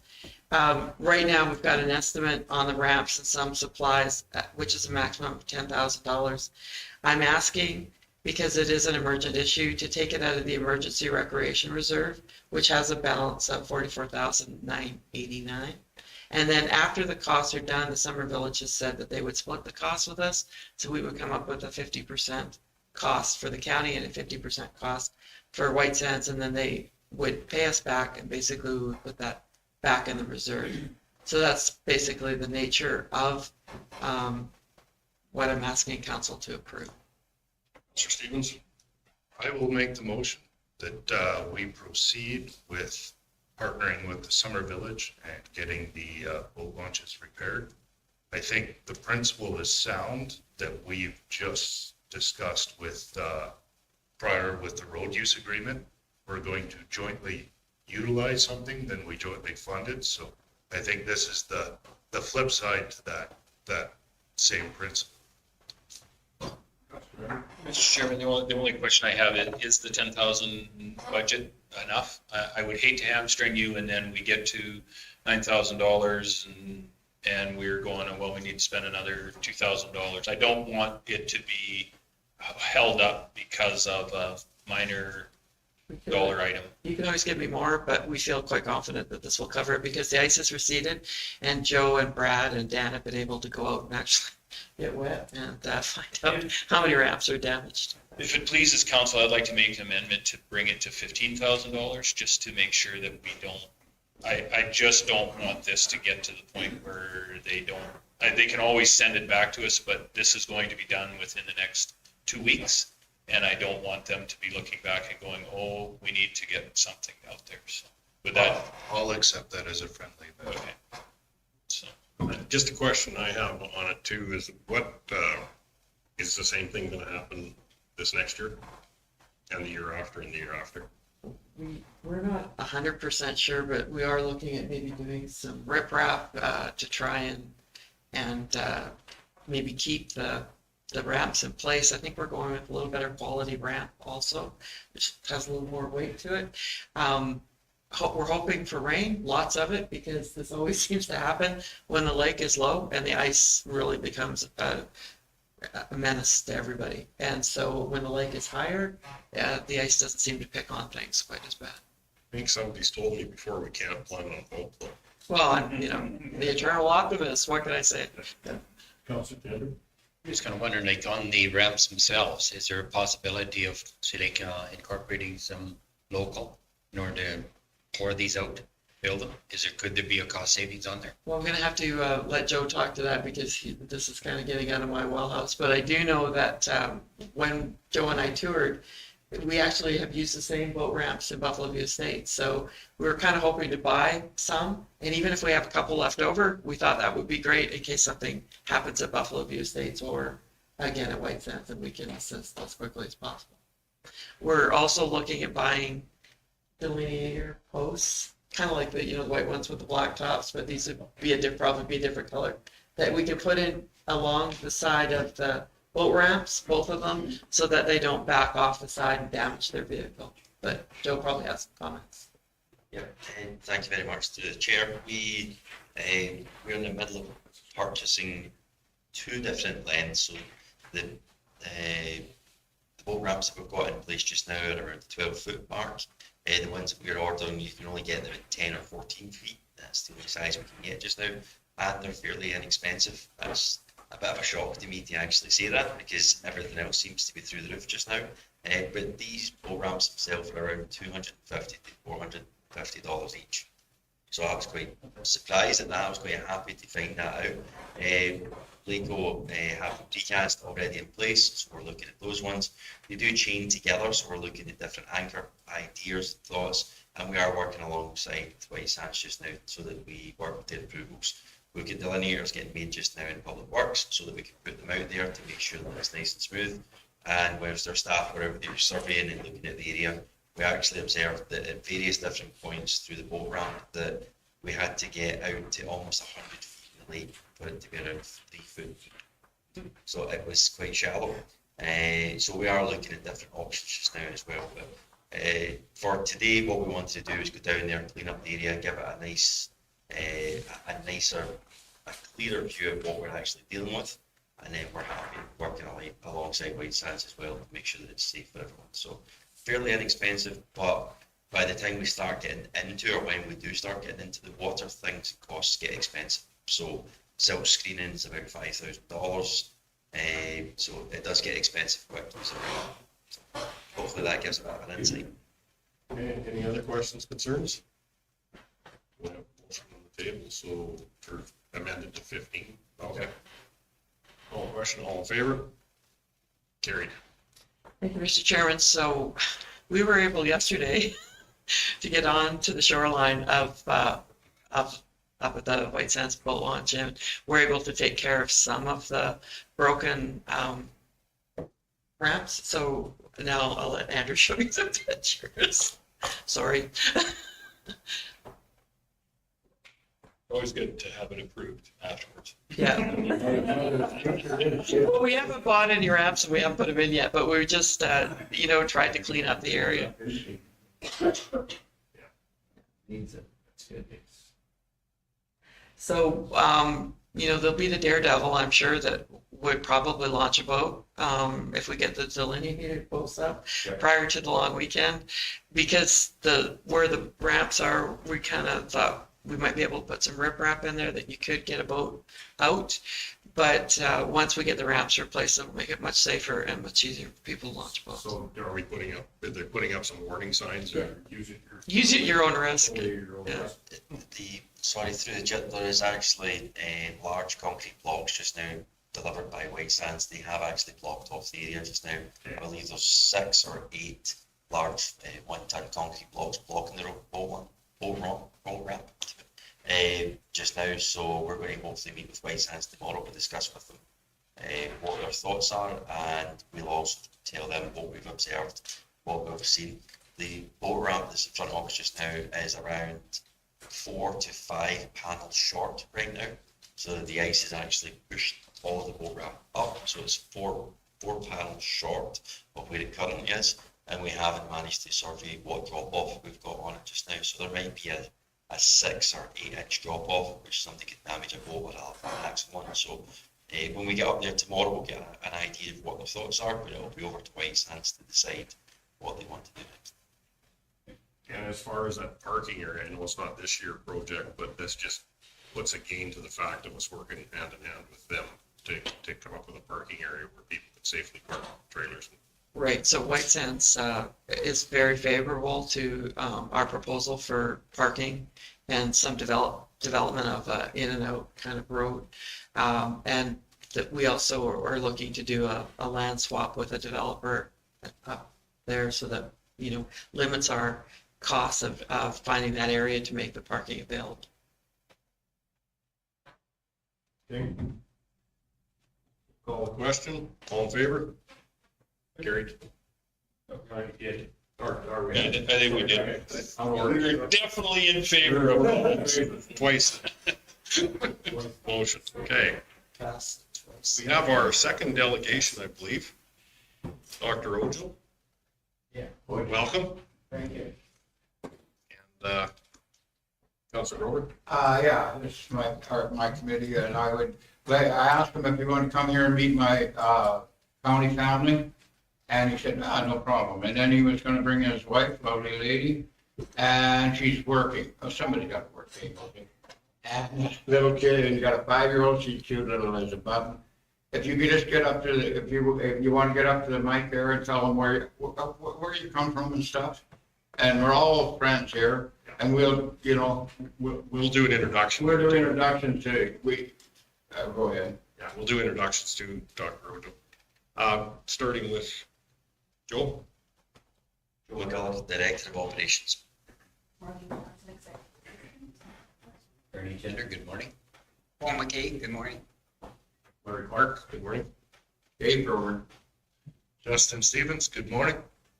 Les Stillberg, welcome to the community.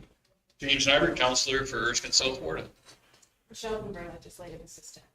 Andrew Burshik, Director of Municipal Services. Edith Cassidy, CEO. Sharon Wilson. And Kristen Cornell, Director of Public Service. There'll be a test later. Yeah, there's no test, I was gonna say that, OJ, there's no test, and we remember who said it. And that's the fee for lunch. There's no free.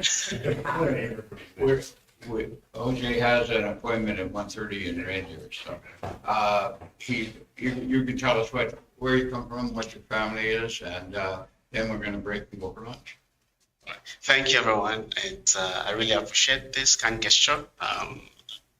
Give me the opportunity to meet with everyone. I really appreciate it. So my name is Mayoko. That's my first name. My surname is Ojo. I'm married. I've got a daughter, 5-year-old. We're expecting another one due next month. We were based in South Africa, and then we had the opportunity of coming here to Canada, and we currently reside in Red Deer. But we have the privilege of working out of Stettler. So we're looking at also relocating back to Stettler. I got the PR in 2019. So we've been doing the back and forth since 2019 till now. But because of the process of, getting the registration done here and all that. So I finally only moved in February, still looking at probably going back for a few weeks before finally settling, because we've got a practice in South Africa of 4 doctors as well that I'm a partner of. So I just need to go back and, cut the ties, officially there before I settle in here. The process is done, just waiting on CPSA to give me the start date, to have a 3 months PC here before I finally come in here to settle. CPSA did send me an email about a week ago saying they started looking for where the place is going to be, where the assessment is going to be, and the 3-month assessment is going to happen. All right, so once that is done, I look forward to coming finally to Stettler to settle. I did meet with Dave and Brian and some other people earlier about 3-4 weeks ago. Very warm and nice people. We totally enjoyed it. And Brian, I came with my family at the time. We did meet with Brian as well, who took us around town, and it's a lovely community. The people are warm and kind. So we're looking forward to it, and settling here and making Stettler a home as well. Thank you very much. So Doc, what does your wife do? Oh, my wife, she's a pharmacist. But she works with Johnson & Johnson. Okay. Yeah, she's a senior manager there. Yeah. Okay, well, and thank you for coming in, and apologize for usually the suppers that they had. More of us typically attend, but we had another meeting come up that evening that council had to attend, so we apologize we weren't there, because typically, in most cases, we're sitting there at full force as student welcome in. No, it's all right. Brian did say to me that, we had a lot of commitments on the day, so we totally understand that. Yeah, thank you. Mr. Chairman, I'll give you a motion to break for lunch. All in favor? Carried. Yes.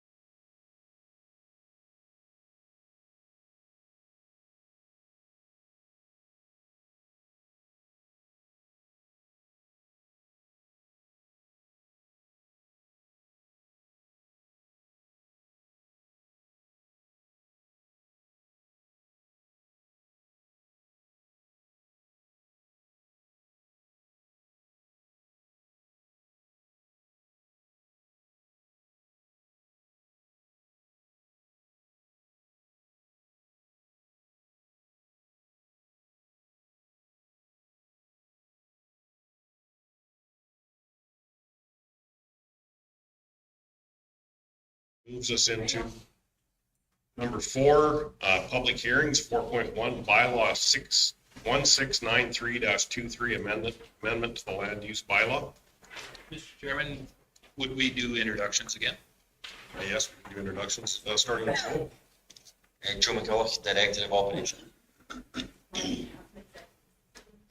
Bernie Gender, good afternoon. Paul McKay, good afternoon. Larry Clark. Dave Grover, Bay College Counselor. Justin Stevens, good afternoon. Stillberg by Merindian. James Nyberg, Erskine South Warden, Counselor. Rick Teal, Director of Planning and Development. Michelle Beaver, Legislative Assistant. Andrew Burshak, Director of Municipal Services. Thank yourself. James Marshall, right there.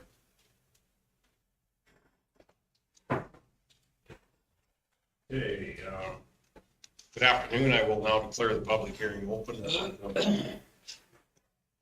105. I would ask that administration read into the record of the councilors and the staff attending the meeting.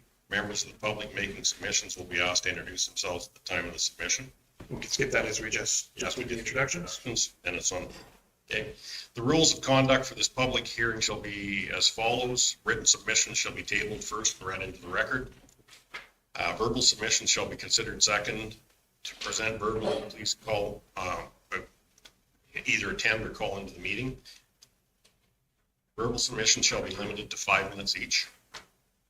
The councilors may ask questions of the speaker after each presentation for clarification purposes.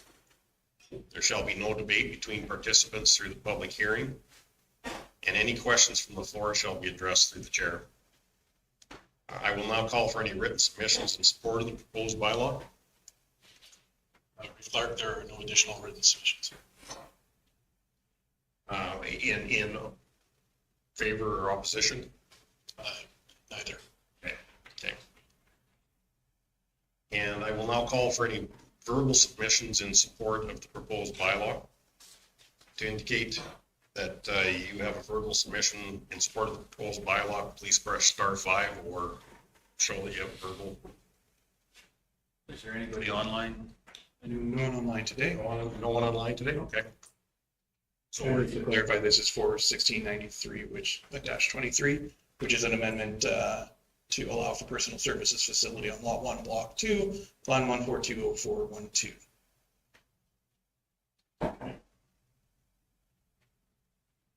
So there is no verbal submissions for either.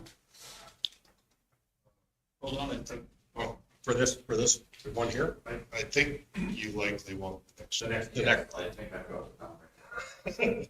Yeah, the next one. Okay. So this is on 1693-23. And our development officer, is there any presentation to give clarification?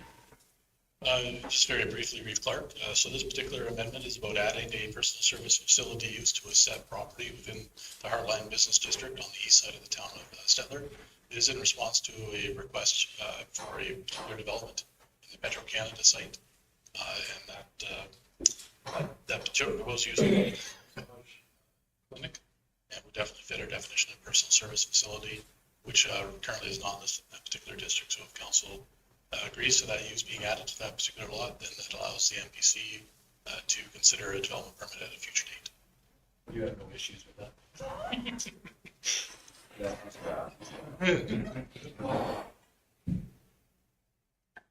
there any other submissions or questions? I will now declare the public portion of the public hearing closed at 1:08. Okay, we have bylaw 1694-23, amendment to the land use bylaw. I will now ask administration to read the nature of the proposed amendment into the record. So we did this for the last one, but we talked about it a bit. I do have the ad up here if you'd like me to take that. So this is an amendment to the land use bylaw 1964-23. Notice is hereby given that the County of Stettler number 6 is proposing to amend the land use bylaw to put in place a maximum time that development approval for sand, gravel, and surface mineral extraction use remains valid. The intent of the amendment is to limit approval to a 5-year period with a requirement to renew or obtain a new development approval at or before the end of the 5-year period to continue excavation activity. The Development Authority would not be able to grant a variance to extend the 5-year period. Bylaw may be reviewed at the County Administration Building located at 6602 44th Avenue, Stettler, Alberta, during regular office hours, 8:30 a.m. to 4:30 p.m., Monday through Friday. The public hearing to hear representations concerning bylaw 1694-23 is scheduled to be held Wednesday, May 10th, 2023 at 1 p.m. or as soon thereafter as possible. The council chambers at the County of Stettler Administration Building located at 6602 44th Avenue, Stettler, Alberta. Any person wishing to comment on the proposed bylaw may do so in writing to the Director of Planning and Development for the County of Stettler, Box 1270, Stettler, Alberta, TOC 2L0, or by email to cteal@stetlercounty.ca by May 8th, or they may make a presentation at the public hearing. Following the public hearing, council may proceed with second and third reading to approve the bylaw. Should you require additional information, please contact Planning and Development at 403-742-4444. Okay, the rules of conduct for this public hearing shall be as follows. Written submission shall be tabled first and read into the record. Verbal submission shall be considered second. To present verbally, either speak at the meeting or call in if we have anybody calling.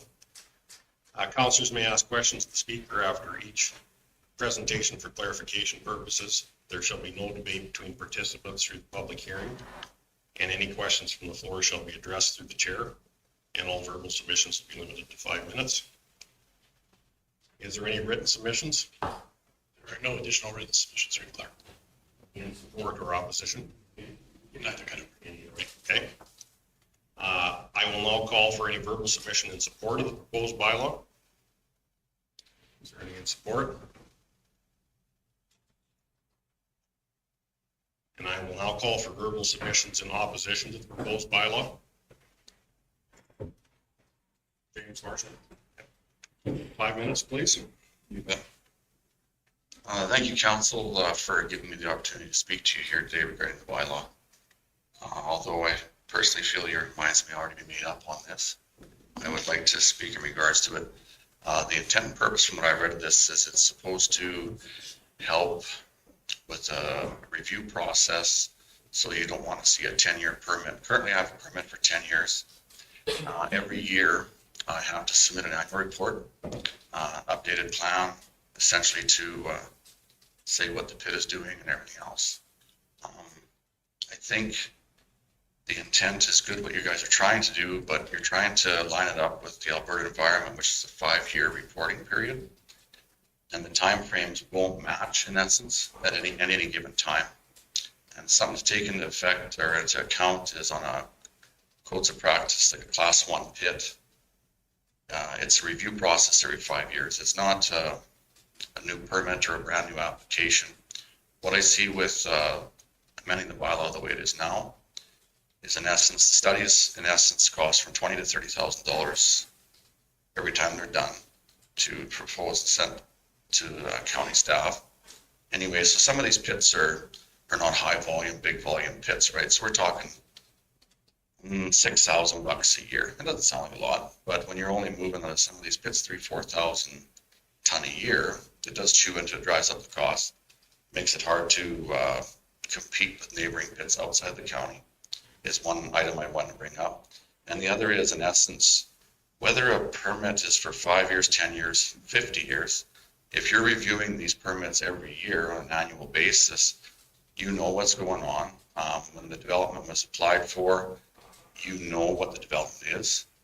It shows out the footprint, whether it's 5 hectares, 8 hectares, whatever it is, you know the criteria, what's happening. Every year it's reviewed. It's been brought up and mentioned that it's possibly due to enforcement issues or to try to make sure that nothing gets out of hand. You guys have a whole gauntlet of tools to address and deal with that. I think it's just another expense dumped onto business and society that doesn't need to be there. And like I say, you're already getting the information the way I see it, and I don't understand why you'd want to. It's already been permits issued for 10 years. I don't know why we want to step back now into a 5-year regime and there's no exceptions to it. It doesn't quite line up with my line of thinking on it. Just doesn't. I don't follow. Because like I say, you can every year, and you do get a review of what these pits are doing and what they're at. if there's a new concern comes up, say somebody new moves in, that's the role and purpose of a counselor. If there's an issue or concern that's arise, they bring it up with the counselor. It's addressed and dealt with. That's all I have to say in regards to it. Any questions from council? Council Stober? I just have one question, I guess, through to our administration. Would all the studies be required to be done again when the time period is only 5 years for a new development permit? Clark, the short answer is yes. After 5 years, it'd be a brand new development permit application, and the requirements for what qualifies as a complete application would be required. That being said, I don't think there's a single item on our list that would withstand it doesn't need to be updated after a 5-year period. Possibly a wetland study if things haven't changed, but my expectation at this point in time would be we would look for the exact same studies for a new permit at the end of the 5-year term.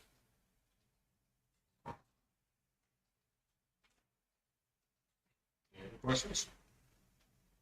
I have a question through to Craig, if I could, please. Craig, on that though too, with the studies that they're doing for upward environment, if in 5 years they did the study for upward environment the year previous, would that study, just with an updated initial on it, be correct, or would they have to do another study? There is some latitude, Reeve Clark, for the development authority to accept a study, but if it gets too long a point in time, it no longer matches, that's where we're more likely to ask for a new updated study.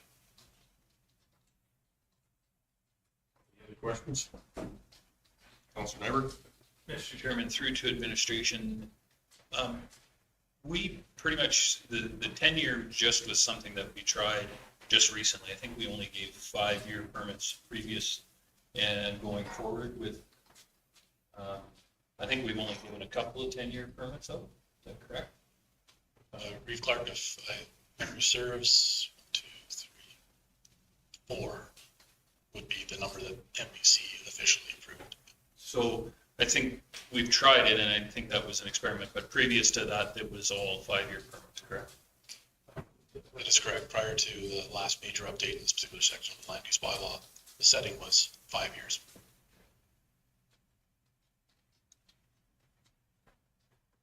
Any other questions?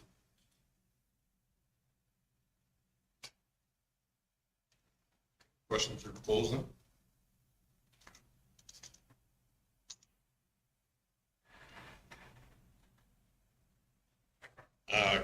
I will now ask development officer if there's any other clarification you need to give. Greg? Just I'm not sure if we gave Andrew. Oh, anyone online? Oh, yeah, no one's online. Yeah. You would see them on your screen. I don't think I have to offer much clarification, Reeve Clark. It's clear in the report that's before council. Okay, is there any other questions from you, Mr. Merchant? I know this isn't a debate platform. I just wanted to add something for clarification to Mr. Nyberg's comment about existing. Prior to the 10-year permits, and I might be wrong, Craig can clarify this.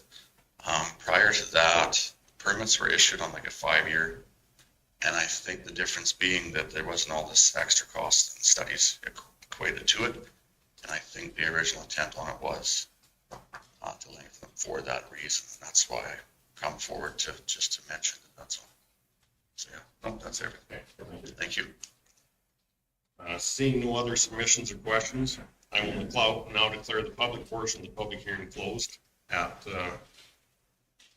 1:18. Now we can go to the bylaws? Yeah, typically we would go to the bylaws. Are we done, Mr. Chairman, are we done everything else in order, or where are we at? Not quite. We've still got a couple more RFDs, some unfinished business, and then we would be going to bylaws. Yeah. What's happening, Larry? If you want to make the addition that you discussed during the break, now would be. Or we can do it when we get correspondence. We'll add it to the list then. That's the best place to put it. I agree. Yeah, the last, we had received the letter today. The wildfire. That's right. Okay, so therefore, finish up the RFDs, you said? Yeah. Well, actually, I think, just to respect the time of the resources I have here, if we could do the 2 land use bylaw amendments first, and then by then we will probably be ready to move on to our next delegation. I think we're next delegation too. Okay. Bylaws, 10.1, 1693-23 amendment to the land use bylaw discretionary uses in specific zone for second and third reading, page 67. Councilor Stolberg? I will move second reading. Okay. Questions, concerns? All question, all in favor? Carried. Councilor Gender? Third reading. Okay. Last, any questions, concerns? All question, all in favor? Carried. Okay, 1694-23 amendment to the land use bylaw development approval links for second and third reading, page 70 of the package.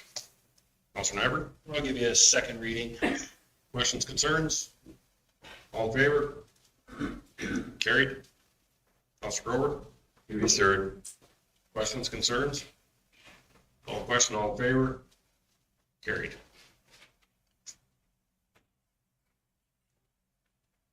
Okay, so we go to our next delegations here. Yeah. You can come in if you'd like, later in.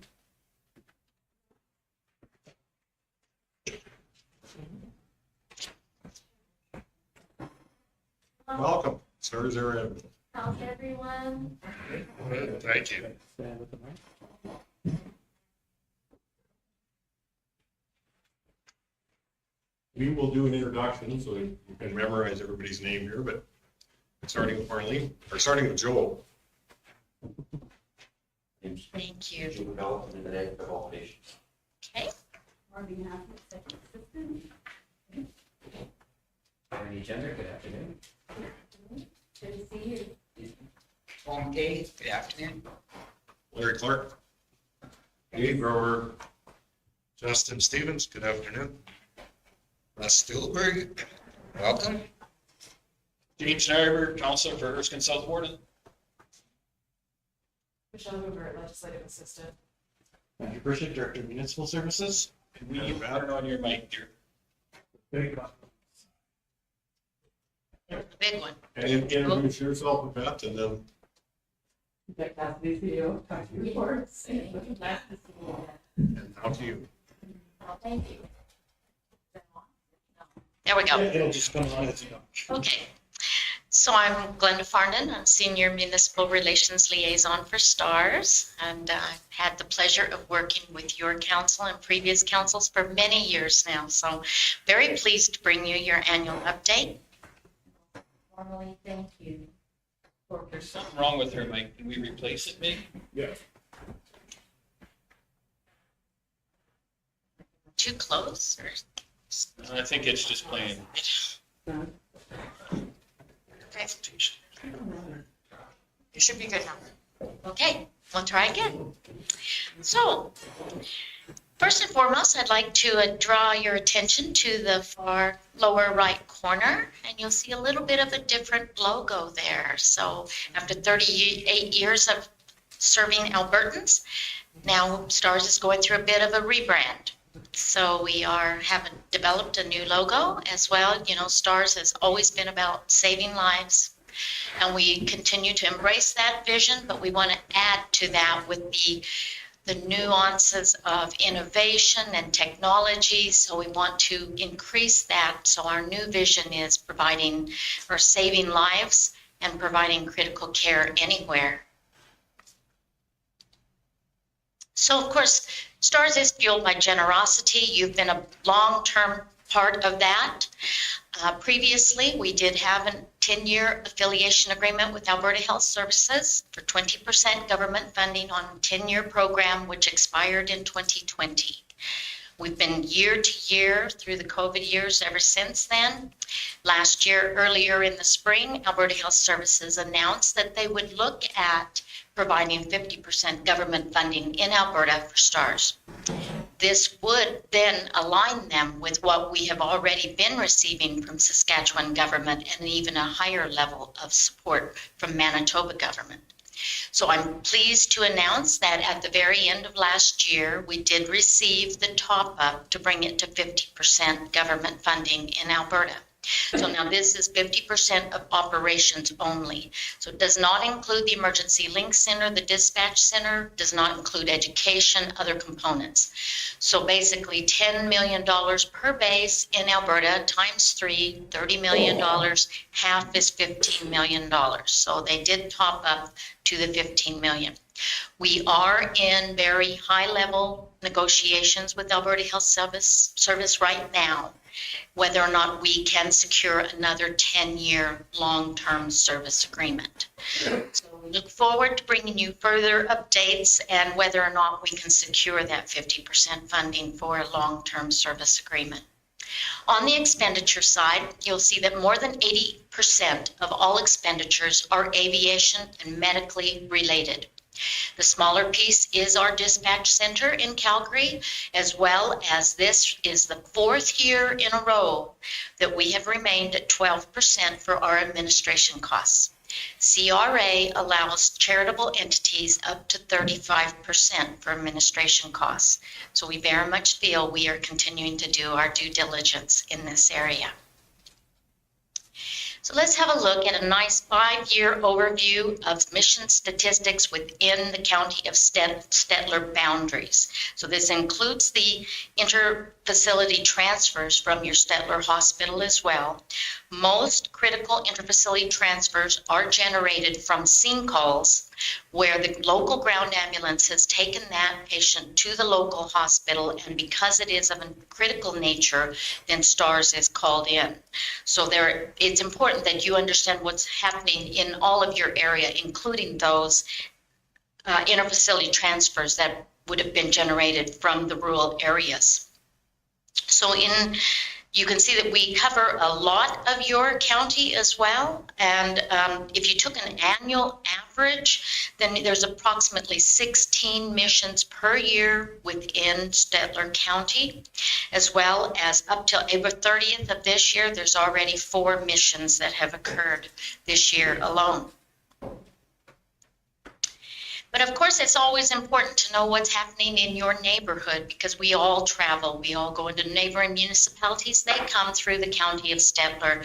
So now you can see from 86 missions within the County of Stettler only, in the exact same time frame, it has now grown to over 1,000 missions. So there you can see that there is a significant amount of missions that are occurring in the same 5-year time frame. Now this is information I'm very excited to bring to you. This has been 10 years in the making. We'll look at the left-hand side first. So this was utilizing back to 2010 patient postal code, no other patient information, only the postal code where the patient lived at the time they were flown by STARS. So now you can see that is in a total of all the different municipalities that lie within Stettler County boundaries, there has been 129 residents that were flown by STARS. So this would include your rural residents if they have a Stettler postal code or, wherever the case may be. So this is rural as well. Now on the right-hand side, this is what makes it much more interesting, is these red dots represent all of the areas where these 129 residents needed STARS and were flown by STARS. So your residents and the municipalities that lie within your boundaries have been serviced from 2 different STARS bases in Alberta across 10 of your municipal neighbors. More importantly, it is a testament to our partnership. Your residents have access to STARS wherever they may travel across Western Canada, where our 6 bases are located. Together, we are ensuring that your residents have access to a robust health and safety network. So this is where we're at right now with the municipal map across the province of Alberta and into northeastern BC. Everything that you see green as far as a rural municipality is an annual supporter like you for STARS services and STARS operations in Alberta, including all of northeastern BC throughout the 7 districts in Peace River Regional District. So you can very much see that we are very close to uniting the entire province. We have now more than 90% of Alberta rural municipalities. We're now also building Alberta regional partnerships. Regional partnerships means the towns and villages that lie within a county's boundaries are also supporters. So they're a regional partner with their county or municipal district. Much like County of Stettler as well as Town of Stettler, they are also a significant supporter. We've just now added 5 new rural municipalities and 5 new urban municipalities, either on fixed rate or like yourselves on a per capita basis. The majority of all rural and urbans are giving a minimum $2 per capita or a fixed rate that's equal to that. The range goes as high as $90 per capita and everything in between. So definitely, rural residents and the municipalities recognize STARS as a lifeline for their residents. We're currently generating over $2 million in sustainable annual support of STARS services. In the red boxes are 9 municipal leaders that have now reached logo recognition level and are represented on the helicopters. We just finished an unveiling for Sturgeon County, being the first in central Alberta, and we're going to be looking forward to one for a little tiny municipality of Birch Hills County that they've been a long-term supporter as well. So the Emergency Link Center, of course, it is our central hub, our link center. They receive over 36,000 missions every year, approximately 100 per day. We're now having, as I brought information to you last year, our transport physicians, originally it was a pilot project, now they are taking a shift regularly in the Emergency Link Center. So now we have this opportunity where we are expanding on not just helicopter response. So our crews are going with critical patients on fixed wing. Our crews are going by ground ambulance at times if the helicopter cannot respond. Our doctors, the physicians, they are virtually connecting with rural hospital physicians as well. So we're really trying to develop how that piece of where we can extend critical care in all different kinds of capacities and modes of transport. I brought you some information about the new fleet last year. I'm pleased to announce that in October, we received the 10th and final H145. So the fleet is complete, 10 to serve Western Canada. As well, we have been selling off our previous BK-117s. There's 2 left. One that we are currently working with a hopeful buyer, and one that is the original STARS helicopter, that we started with, and we're working with the Aviation Museum and hopeful to have a donor to help us to place that in the museum. So all of the rest that we have sold off, all the funds were attributed to the capital campaign for the 10 helicopters. So also pleased to tell you that all 10 helicopters are operational. All 10 helicopters are paid for. So with that, there's a continued advanced avionics and superior safety features, including that enclosed Fenestron tail, no more exposed tail rotor. And we're also just last year celebrated the fact that we have now surpassed 20 years as being the first civilian organization in Canada to have night vision goggle capability.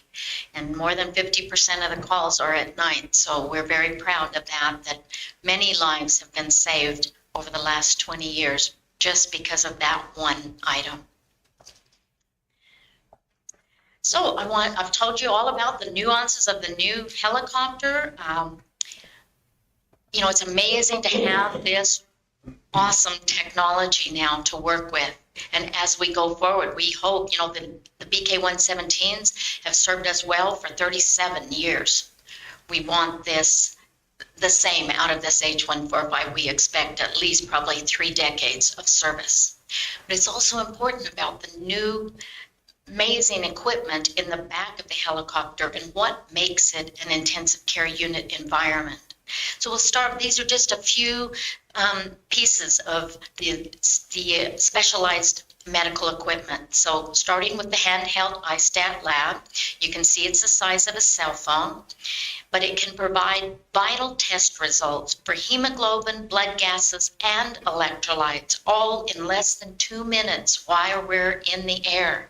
These are all vital components when we're running multiple pain management drugs for a trauma patient. The Hamilton T1 ventilator. Now that is the fully featured ICU ventilator, just like what's in the hospitals itself, but this particular one is made for transport systems. And better yet, it accommodates all sizes of patients, adult, pediatric, even neonatal.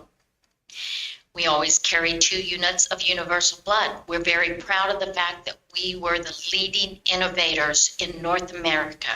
We were the very first helicopter EMS program in North America to bring this life-saving measure on board. And it has been the difference between life and death for many patients.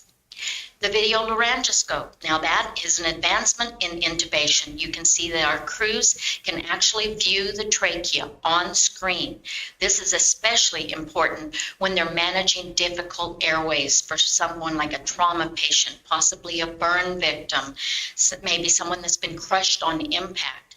You can understand how it's vital that we have to be able to intubate effectively, immediately, first time for someone that can no longer breathe for themselves. And this was widely used the last few years during COVID as well, because almost all those patients had to be intubated. The EZ-IO drill. Now we've had this for several number of years now, but they keep perfecting it. So this is the latest version. It is only used in time-sensitive, life-threatening cases, but you would be quite surprised how many times we actually have to use it. It allows us to have immediate IV access. So it allows us to drill into a shoulder bone or a leg bone and start an immediate IV. You can imagine for a severe trauma patient, you don't have time to be looking for a vein and trying to start an IV. This is quick and fast. The handheld ultrasound. Now, well, this provides rapid test results for collapsed lungs, internal bleeding, heart abnormalities, even fetal compromise in ill or injured pregnant mothers. And now the way the new helicopters are equipped with integrated Wi-Fi, Bluetooth, and satellite connectivity, as soon as we have these results while we're airborne, we can in real time transmit the results to the receiving doctors at the receiving hospitals so they can expedite their treatment plans, have everything ready to go. That patient can go directly into trauma surgery, whatever the case may be, upon arrival. We always carry a plethora of pain management drugs, including the thrombolytics, for stroke or query stroke patients. And so we have agreements with all the hospitals across Western Canada on the stroke protocol program. So that way our transport physicians who are in the emergency link center taking a shift, that they can contact that hospital, alert them that we are en route with a query stroke patient, so that patient can go directly in for the mandatory CAT scan in order to determine if it is the type of stroke that warrants giving the thrombolytic drugs. We carry about 25% of our calls. Transport physician will also accompany our doctors, especially for rural patients that are very, very sick in hospital, like a septic patient, for example, so that there's that physician-to-physician consultation. So 25% of those calls, we will have physician as well. We carry the physician's kit, which includes the central venous catheterization lines, as well as even temporary pacemaker for insertion for some patients that may need to have that stabilization while we're en route to the cardiac cath lab. So that's just a small example of some of the really high equipment that's in the back of the helicopter. But of course, now you have the latest in technology in the helicopters. You have state-of-the-art medical equipment, but it's also important that you have the very highest level of expertise in your crew. So I'm very proud to announce at the end of last year that our STARS crew that went to the Air Medical Transport Conference simulation competition. This is an international competition each year, so worldwide. And STARS has always participated. We've participated for 20 years now. We always hold our own internal competition to allow our teams to compete against each other, to only allow one team of two to have the honor of representing STARS internationally at this very rigorous competition. In the 20 years that STARS has participated, we have been top 3 in the world every year for 20 years. This last year, we're very proud of our Saskatoon team that won first place. This marks the 7th time that STARS has also won first place. We very much are proud of the fact that we believe we are bringing the highest level of critical care to your residents. So in closing, I just want to say thank you, County of Stettler. Thank you for your leadership. Thank you for your dedication. And thank you for your ongoing support. You're currently in a pledge of $12,500 per year on a fixed rate, and on standing motion, which is everything to us. That means we are in your budget every year. We're not going to be forgotten with council changes or administration changes or what the case may be. That happens sometimes. This provides us sustainable operational support that we know we can count on. It's equal to about, not quite, 2 missions per year. So to give you kind of the context, out of that, roughly 16 average missions per year that you have within your area. So we appreciate very much your continued support.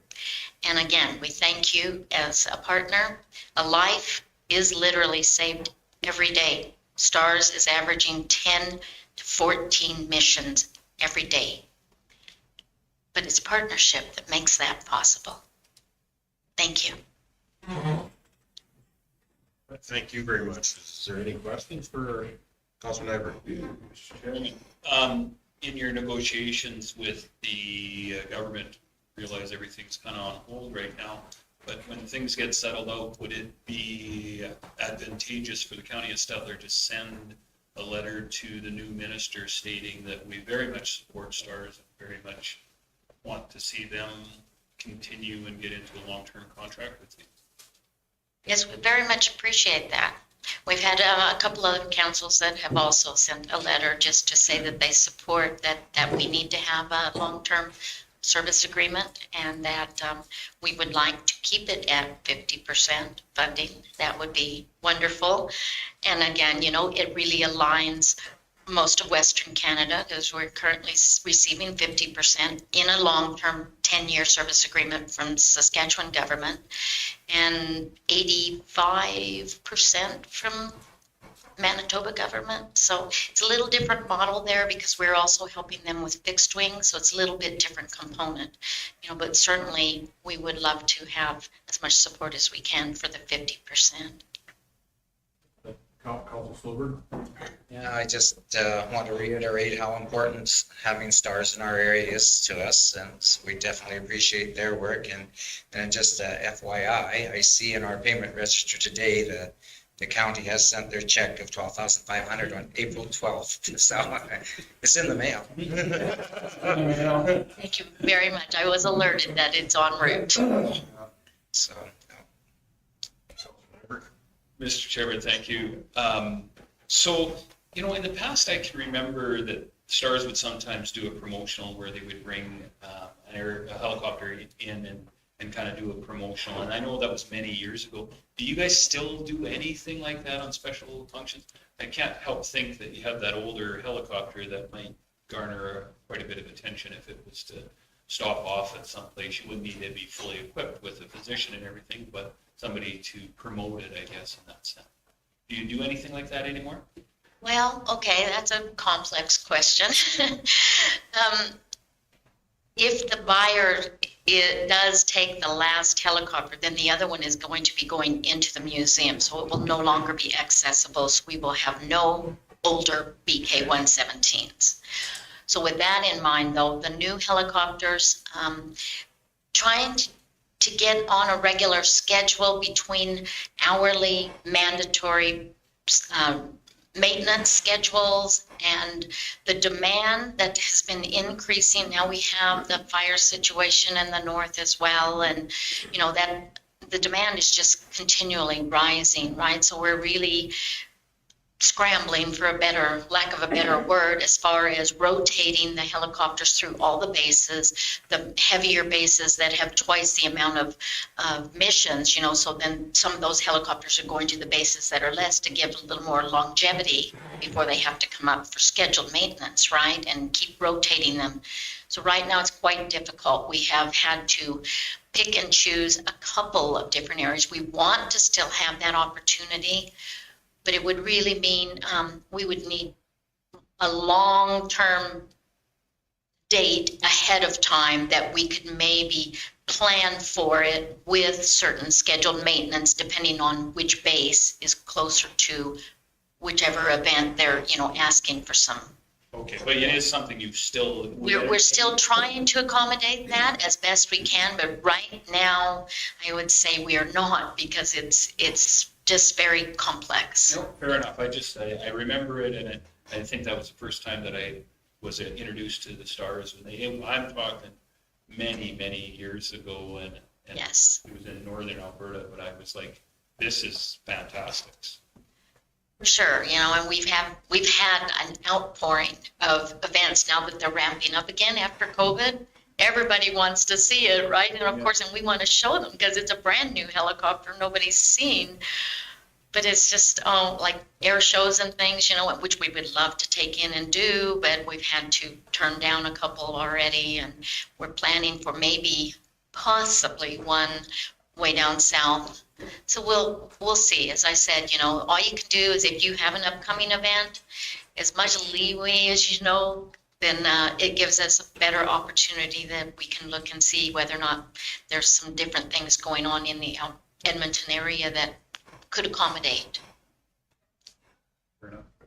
I know corporately, when I was working in the business world, we did come out, go and tour the Rockyford site. Yes. We're quite a sponsor at that point, but Is there any opportunities on that too, or is it just they're flying so much that they?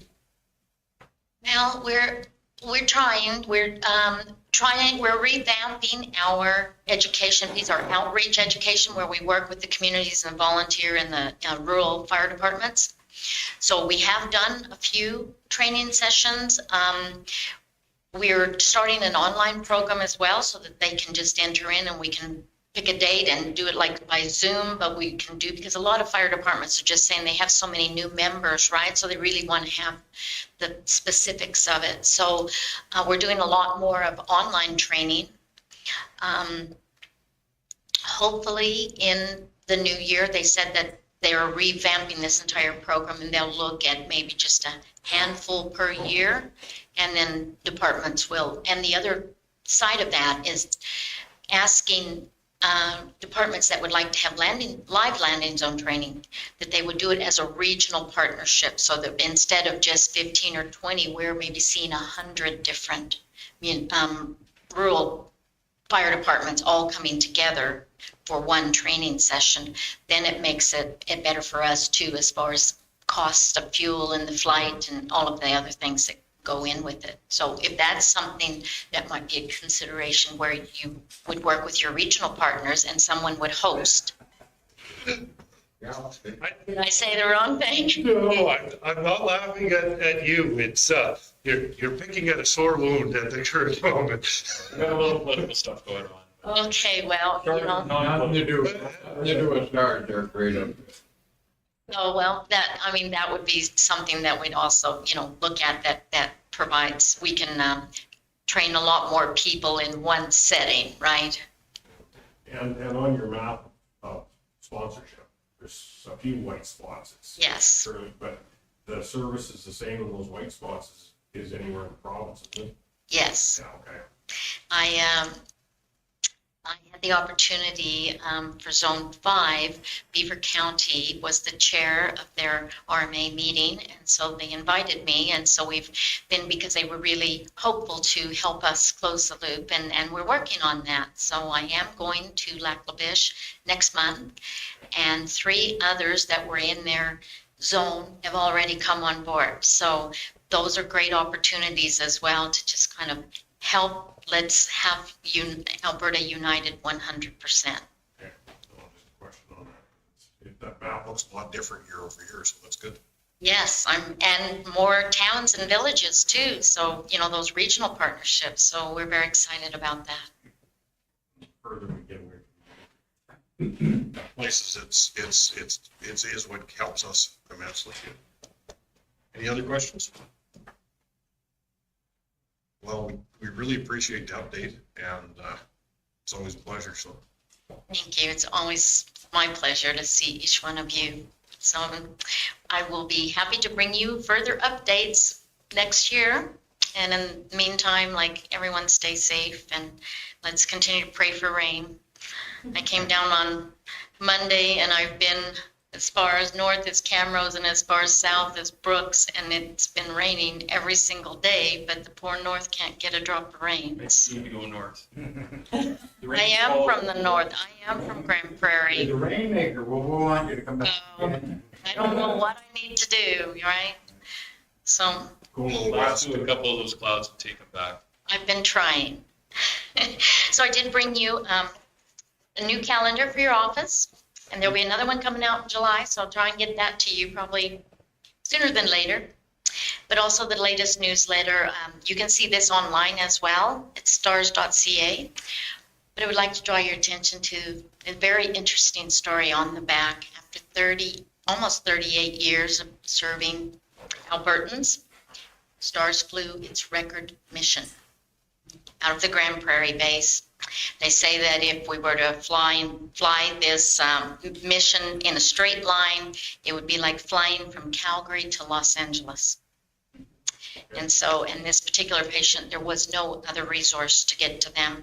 This patient needed blood. This patient needed the intensive care unit environment. Our emergency link center connected with all different oil and gas sectors all throughout, even into Alaska, so that we could get fuel, all the different places, so that we could get the patient back. And happy to say that that patient has now contacted us and come for a base tour at Grand Prairie, and is going to do everything he can to help us. That's great. So great story, news story. Okay, thank you so much for your time. Thank you.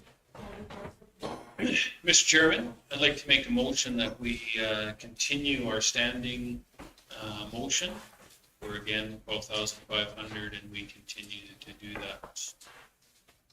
Questions, concerns? Call the question, all in favor? Carried. You have a great summer too. Thank you. Mr. Chair. Yes. Just wondering if it's appropriate to make the second motion for a letter of support to be provided to STARS in their negotiations with the province. When they're back in session. Yeah, I'll make that motion. Okay. Questions, concerns, all in favor? Carried. I think that's when we can advocate to, when we're at RMA, that we get that opportunity. Mr. Chairman, if I could, through to administration, do we know if all our villages within I know the town of Stettler is partnering with it, like is Big Valley and Denelda and White Sands and Ocean Sands in on it? Just wondering, even if it was a small amount, I think each one of them could contribute a small amount to this, and it's so important that I think we're in this together, so. We can check with them and get back to you at the next, I would appreciate that, because I think that's an important one. I mean, realistically, if they're putting even a little bit of money down, it just shows, you know, that we're together in this. Councilor Stevens? I'm wondering if it's appropriate to bring that up at the next Stettler Regional Emergency Management meeting. It kind of seems fitting. All Yeah. partners are there. but we can just send them out a quick email and ask what they contribute. Because then I think it's imperative. I mean, even if it was a small amount, I think every one of them could handle a little amount. And you guys, when you were, Paul, with Denelda, did you guys? I'm pretty sure that we did. I think it was 15 to 2,500. Okay, that's a lot for you guys. I could be wrong, but it seems to me, because I know we had stories down, and we talked about it on a regular basis. Okay, so that's good. I hope they do, and they very well may. I just for our. Well, and even that's a good news story for our county connections, that we can show as partners that we do. All are on board with it. All are on board with STARS and or STARS. Good point. Yeah.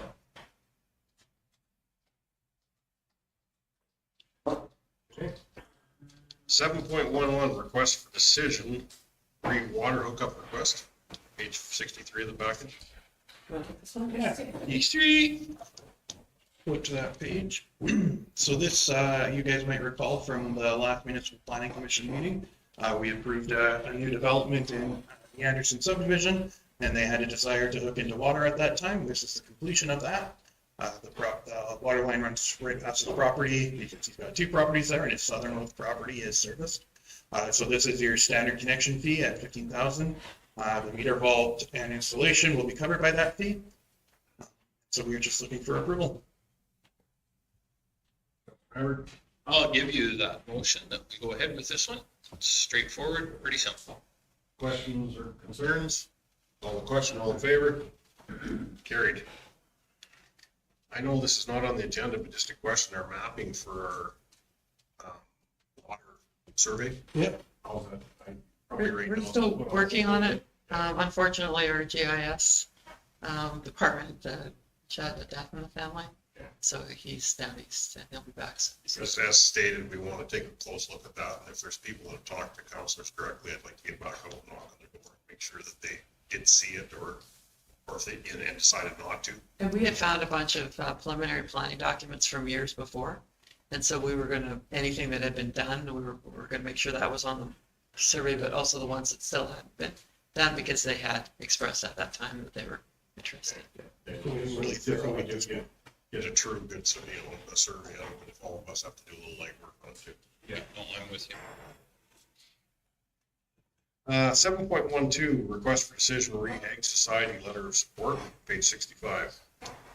Thank you, Mr. Chair. So the Stettler District Ag Society is asking that we help them with their FCC Ag Spirit Fund. We've done this in the past. They need a municipality to partner with to make this grant come to be. We've done it twice now, and it's worked really well. They've done a lot of great things down there, from basically redoing the ag grounds to bringing the Bull Congress back. They're now looking to work with the Stettler McMahon Family Resources to provide a community kitchen program. And this is what this money would be used for, is to renovate the kitchen and make it bigger. And we've seen the success that Denelda's had with that program. So I think Stettler Ag Society is looking to capitalize on that also, but they need our assistance. Yeah, I'd be pleased to make the motion that we support the Stettler Ag Society and partner with them in this endeavor to access that grant as per the staff recommendation. No questions, concerns? All the question, all in favor? Carried. Also, it looks like they're finishing up their powers installation even after they've had people steal the line. And it's going to be a very nice place. It brings so much to our community. Oh, it's huge. It's like, you look at that every weekend, how full that is. And now there'll be services like electrical that people can have also. Yeah, and talk about economic development for the area. I see 3 national breed shows coming to Stettler, when in past years, those were in other communities, and you can imagine a spin-off economic business from 3 national shows, and that's just 3 things, and like you say, almost every week there's something that they're bringing into town, so it's huge, and it's a great asset to this community, especially as active as that Ag Society is.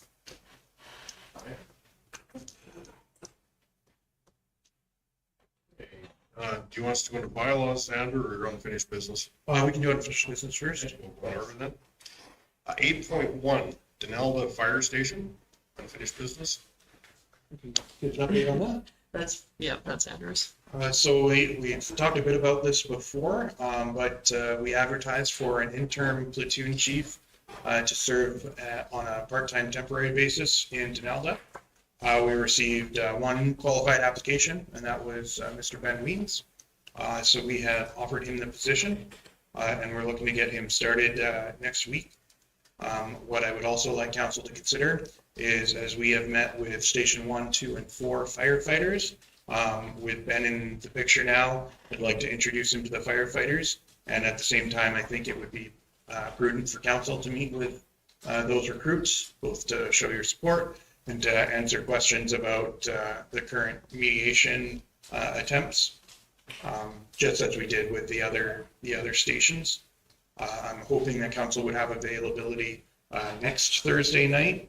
So that would be May the 18th, to go up to the Denelda Fire Hall and introduce and invite the Denelda recruits to come out and give you guys a chance to meet them and answer questions.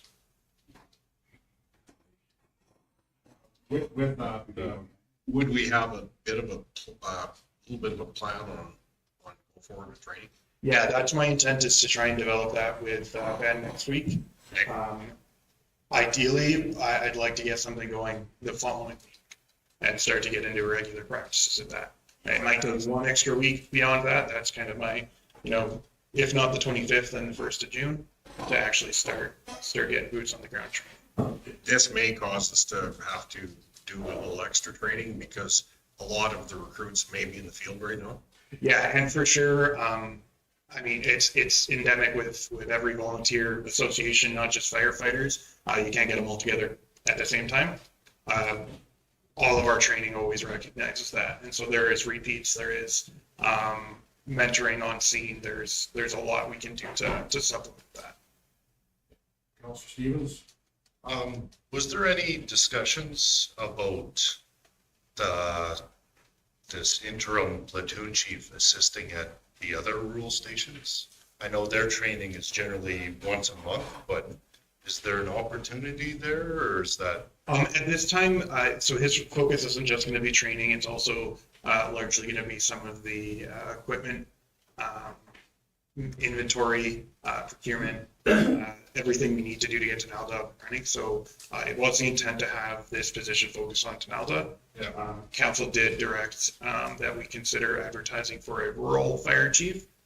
We have been waiting on the mediation process to make some headway prior to taking the next steps there, which we'll talk about next.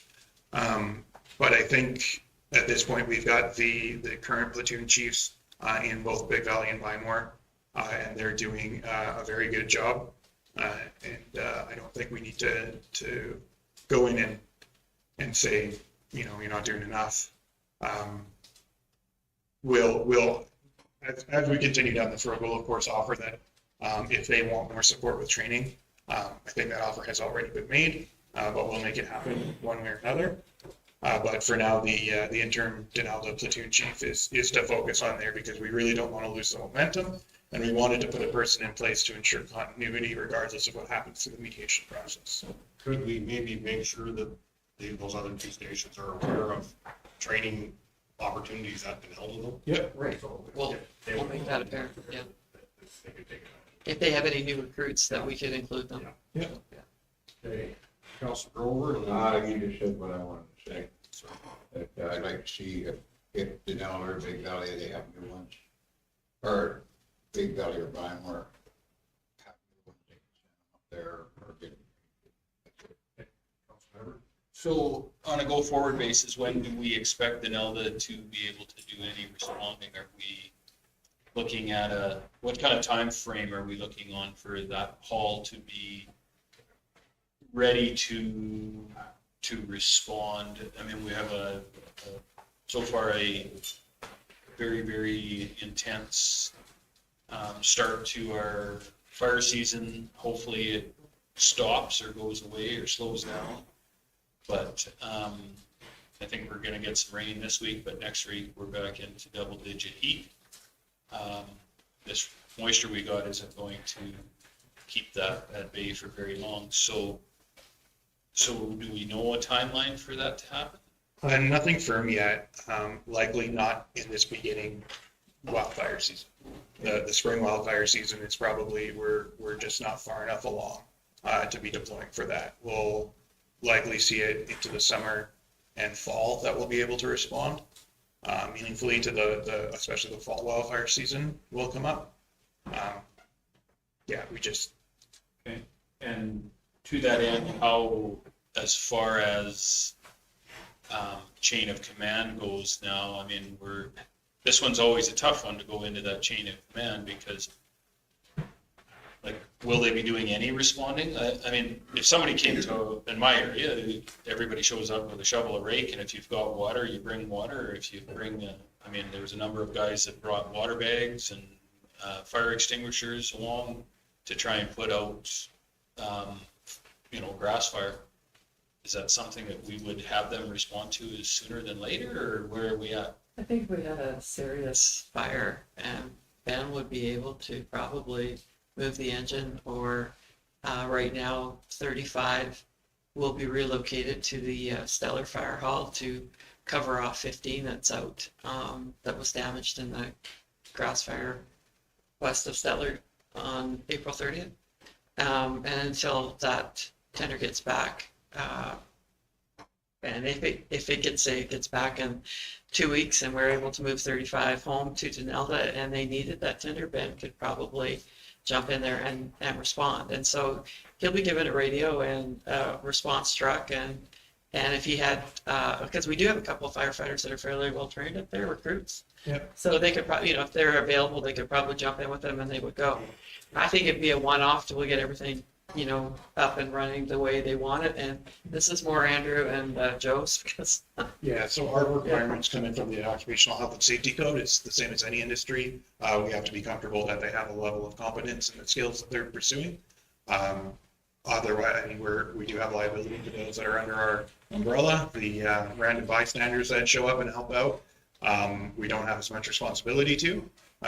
They're certainly appreciated, but we do have a little bit more legwork to do for our own people.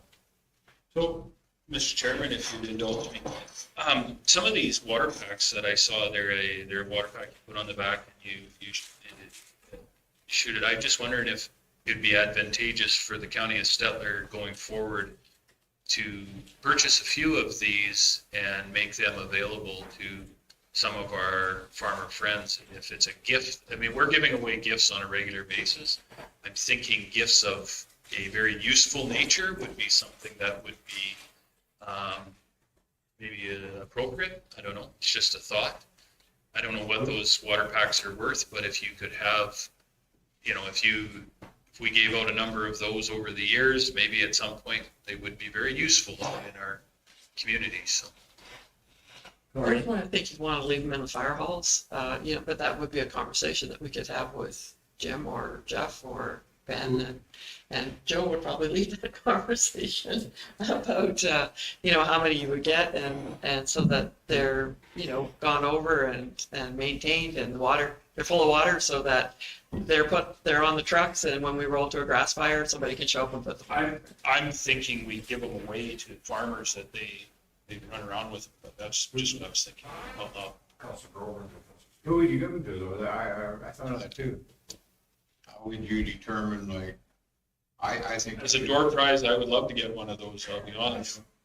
Most farmers have water tanks, that they, I mean, we have one that sits in the back of an older half ton, and if you took them we need to it. a fire, and then give them to them to use, The only thing is, lots of times, those individuals, the first ones at the fire day. And we've seen it I've seen it numerous times in my area, same as the guys pulling with their spray trailers that have a fire nozzle off their Honda pumps. And in a lot of cases have saved our fire department a lot of time and money because of what they did prior. Fast response is the best response. But it'd be nothing more frustrating for a ratepayer to grab a contraption to go help and get there and it doesn't work. Some of their responsibility too, to make sure it worked. Are you referring to the small backpack handheld? I don't know what they're worth. About $200 to $400. I honestly think you're better off with a good fire extinguisher than one of those. We've used them in construction on a very limited basis, and to put out a fire, they're not very effective. It's got to be tiny. They can be useful for wetting down the area before you do hot work. That's what I was saying. Just the grass fires is what I was thinking of. It seemed to work. And the reason I'm saying that is what ended up happening. There was an individual in an oil company that pulled up and he handed those 2 packs out, and there's 2 individuals, non-firefighters, that went out and just put out hot spots. And it was interesting because the fire would flame up, and we had a bunch of guys with shovels, of course, works pretty good, but he would come along and just spray out some of the hot spots, and it worked really well. And I just thought, I could see having, if we had 4 or 5 more of those, you would have that fire under control even that much quicker. And I always think we're giving stuff away with, the expectation of, here's a gift, here's a useful gift versus some of the stuff that we give away. I don't know. Just a thought. I have one of those plus 2 of the air water extinguishers. I have the air one too. And the pump one, though, it does work very well, and you can do a lot, because the one fire we were at was the hot spots where they come. Yes. Come whenever it was on fire. And everything else was out, but then all of a sudden they'd flare back up again. You just walk along and give them a shot, kick them over, give them a shot, and then you didn't have to worry about that one flaring up again. So they were pretty. And you can refill them like the air one works very well. I can shoot across the room. Yeah. But at the end of the day, the air's gone, and I got to find it again. It really is a simple product, actually, I thought. I have no problem with it. I just think maybe we should, it's a discussion we may want to have with our chiefs throughout the area and see how they feel, and then let's budget for it. That's where we're. But I've got one that's in my truck all the time, the one truck, and if our, this time of year, maybe that's something we give to our volunteer firefighters here, right? I don't know. And then because that particular fire I was at, there was about 4 guys there with their personal trucks. So it's it's a different world. I know, like, you go check the cows and you take a fire extinguisher with you. Like, I would have thought 2 years ago that was nothing that I would have had to throw on the back of the, check the cows, the fire extinguisher. Forgot the flashlight, but I got my fire extinguisher. If it's a power one, be very careful. Yeah. Lots of times you pull a fire heading. Yeah, but it's crazy, the stuff you have to think of now. Yeah. The other one I was interested, they used the air blower to blow it back into the flames back into the fire, which I thought was, I'd never experienced that. Like I said, I was on the fire department, and that was something that we never used. We used wet blankets. Yeah. We were pretty old school back then. Shovels. Yeah, and a lot, yeah. And then the other, another comment on Denell, the fire station too, was the sign that's been on their fire hydrants. Mm-hmm. If we can have a bit of an update on that too. Yeah, so the village of Donalda had a fairly critical malfunction to their water standpipe, which is effectively a water tower. And so that standpipe, the piping actually came separated from the tower itself, and largely caused by an accumulation of ice, it seems like. So that tower is sadly out of commission right now, which means they don't have appropriate fire flows to service fire hydrants. However, just as we don't in Red Willow, we have the ability to shuttle water everywhere in the county, and that includes Donalda and our other villages. The same would be true in the summer villages where we would be shuttling water with our 4,000 or our 3,000 gallon tenders. We have 4 of them, plus the county of Stettler has several water trucks that we can similarly use to refill the portable tanks. And so that's typically how we would fight a fire anywhere rural anyways. So that's how we'll be supporting Denalda for now. Currently, their water pressure for their distribution system is coming entirely off the Shirley-McClellan water line, and that just doesn't have the capacity to keep up with fire flows, which can do thousands. How long is it be before they have that chance? That is a really good question. They have so. I'd like to know. Fire Yeah. Or will they ever with this grant? Yeah, so I haven't actually confirmed with Denalda, but my anticipation is that they would likely be trying to expedite the construction of their new reservoir, because that's going to replace that standpipe entirely. They were approved for grant funding literal days after the pipe failed, so. My question is, well, like, okay, so the standpipe don't work and they've been approved for the funding. What month would they be, when they have that done? But it might not be till next year. Or the year after, like it's probably a 2-year project. But the repairs to that tower could be, well, they weren't doing some of the repairs because they were so extensive. Yeah, and I know that at the time they were still evaluating, because there was still a last conversation I had with the CAO and Denalda on the details. They were still evaluating because there was still a sizable amount of ice causing problems inside. So they couldn't get a full picture of what it would take for a temporary solution. So we can follow up with Denalda and find out if they have a game plan. I'd like to know for one.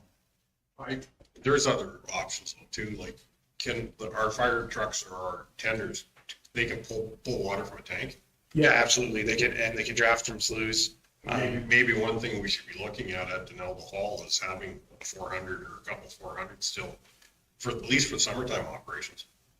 That if there was an issue when they're shuttling water, they're not going to Red Willow, they're going to where the fire hall is in the public works area and drawing and pulling water there and then coming off that system. So at least you'd have that many barrels of water. And if we have them, they'd be clean water.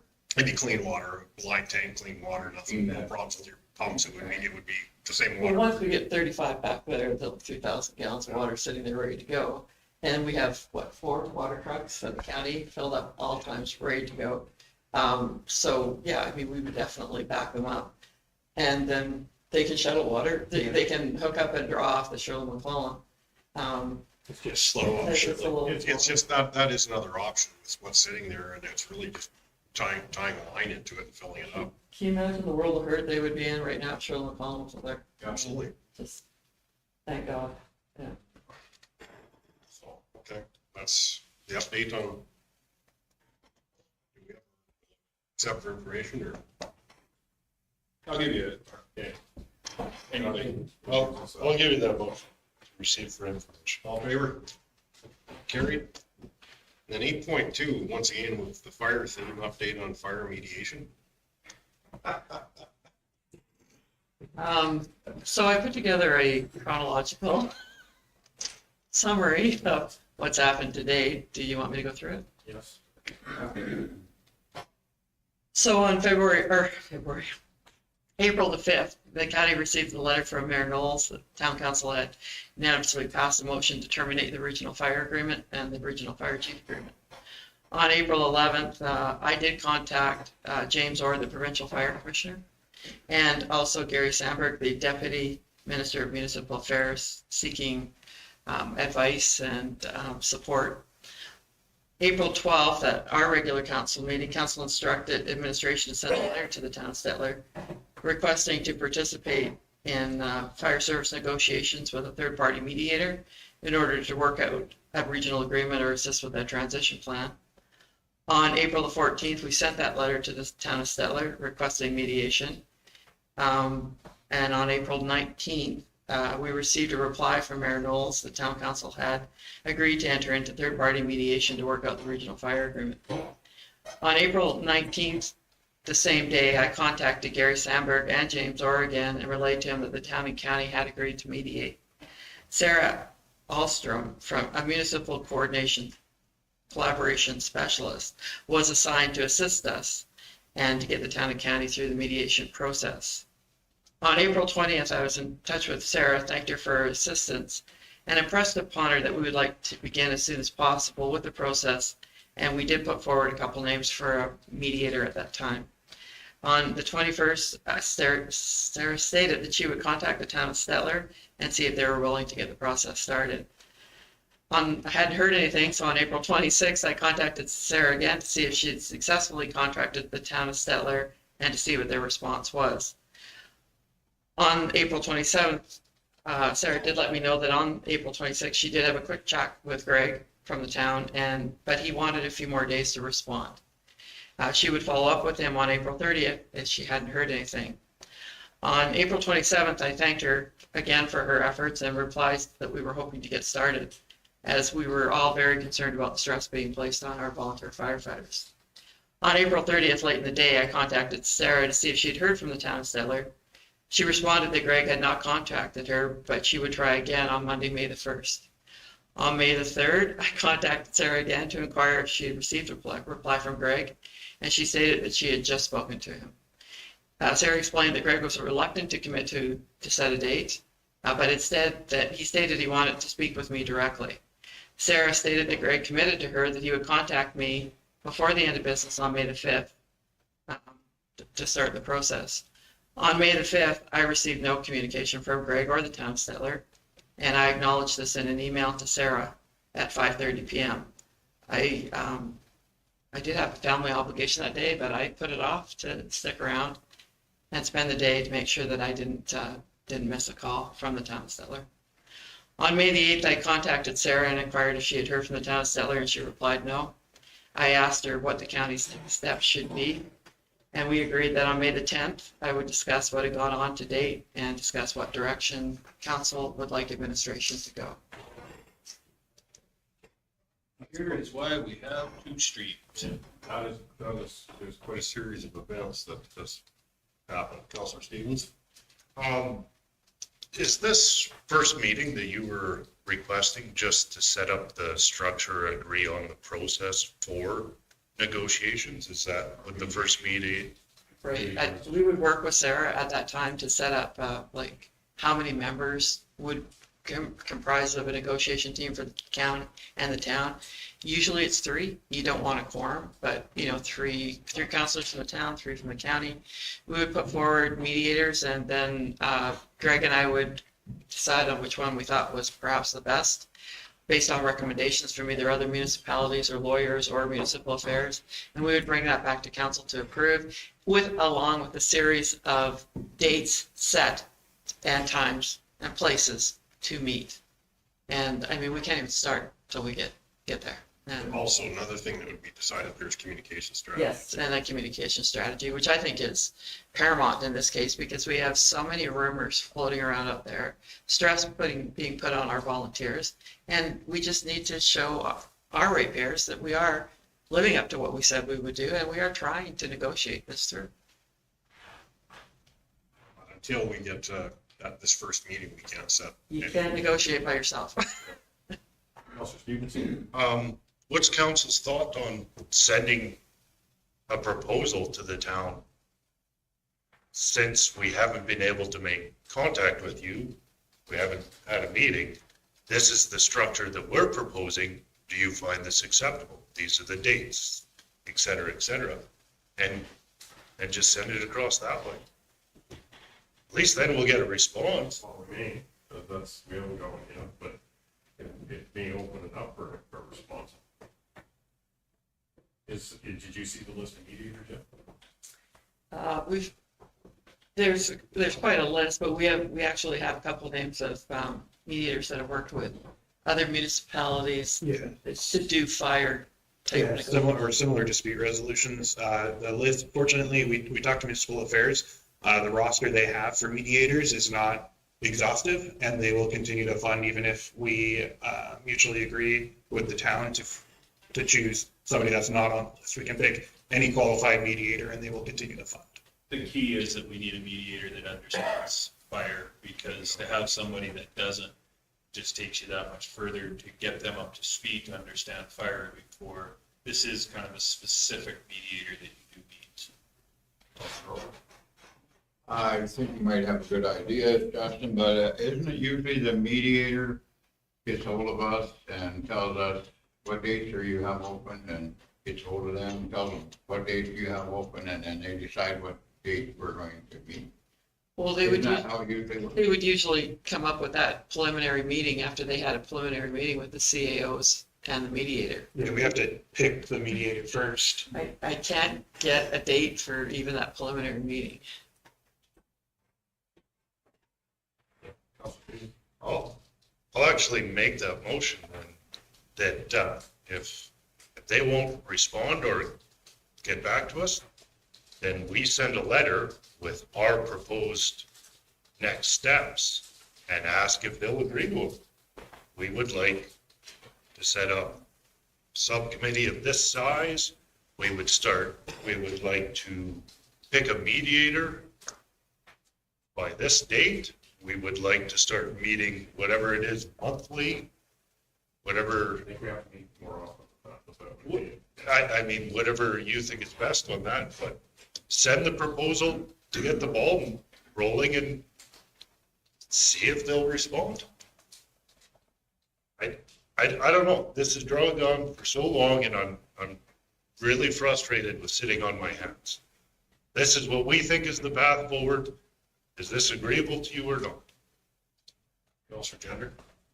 I find that we're gonna have to very much put a time limit on it, because I just feel that there's someone dragging their feet until about September, when they're gonna approve the coup, and they're gonna put it on to the next administrations.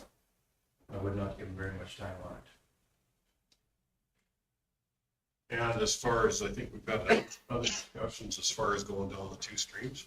We've talked about the county regional fire chief. I do feel that's the path we gotta start down to, because irregardless, we're gonna, maybe looking at that. With it, so. I mean, we've certainly been dealing with the backlog of things, things that needed to be brought up to date. We're trying very hard to get the Denali Fire Hall back up and running. But I've got to be honest with you, I'm moving into the busiest time of year that the county has. And I'm killing my director of operations and my director of municipal affairs, or services, sorry. Because I've got these two going. Nice promotion. Full time on. You don't get a raise with it. Yeah, I don't think the pay is the same.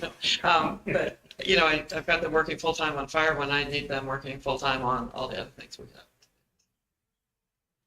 Councilor Stolberg? Further to Councillor Stevens' motion, I think it might be prudent to add in this letter that's going to the town CEO to CC the mayor and all council, so that everybody's up to speed on our intentions of moving forward with this.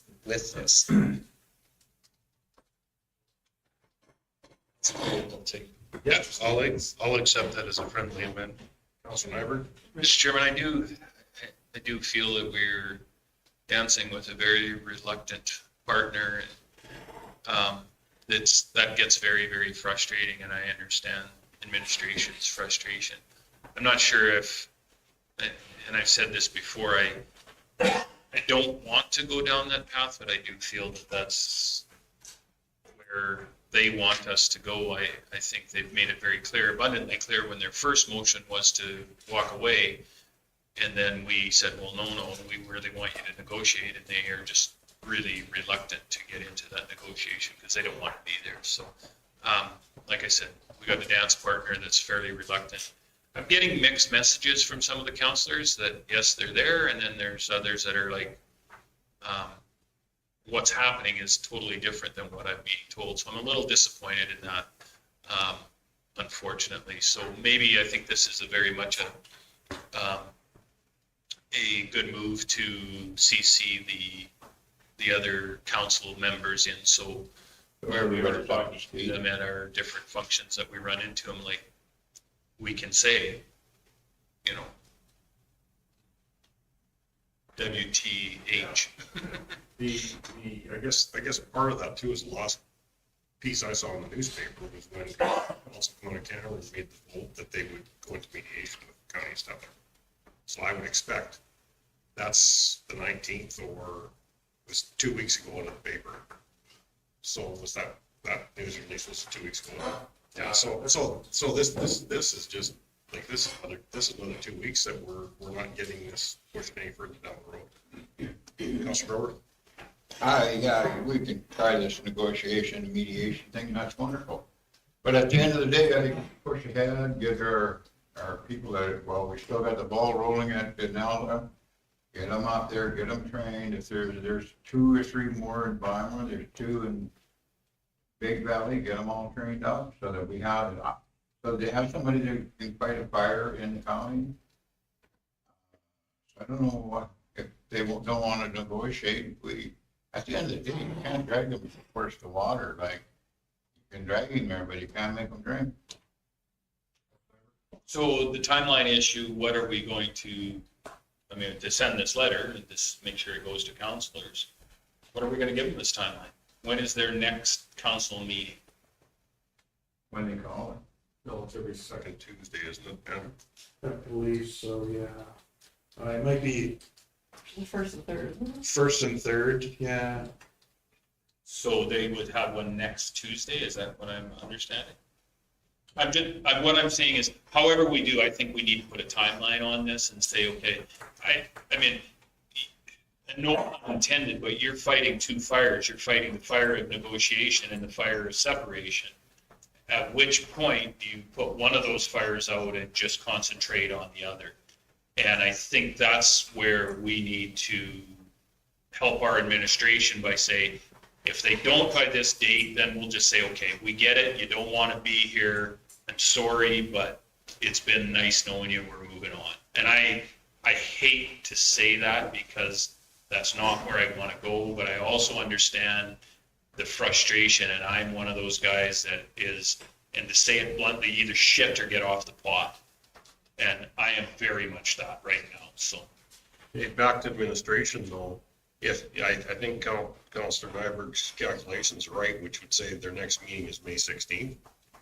But in saying that, if we don't have something to them, if they only have 2 meetings a month, that would put their next one at June 6th if they skip the 23rd and the 30th. So I think we need to get it to them here right away to get Like today, yeah, today. But I know our communications person is not here, but. We can make it happen.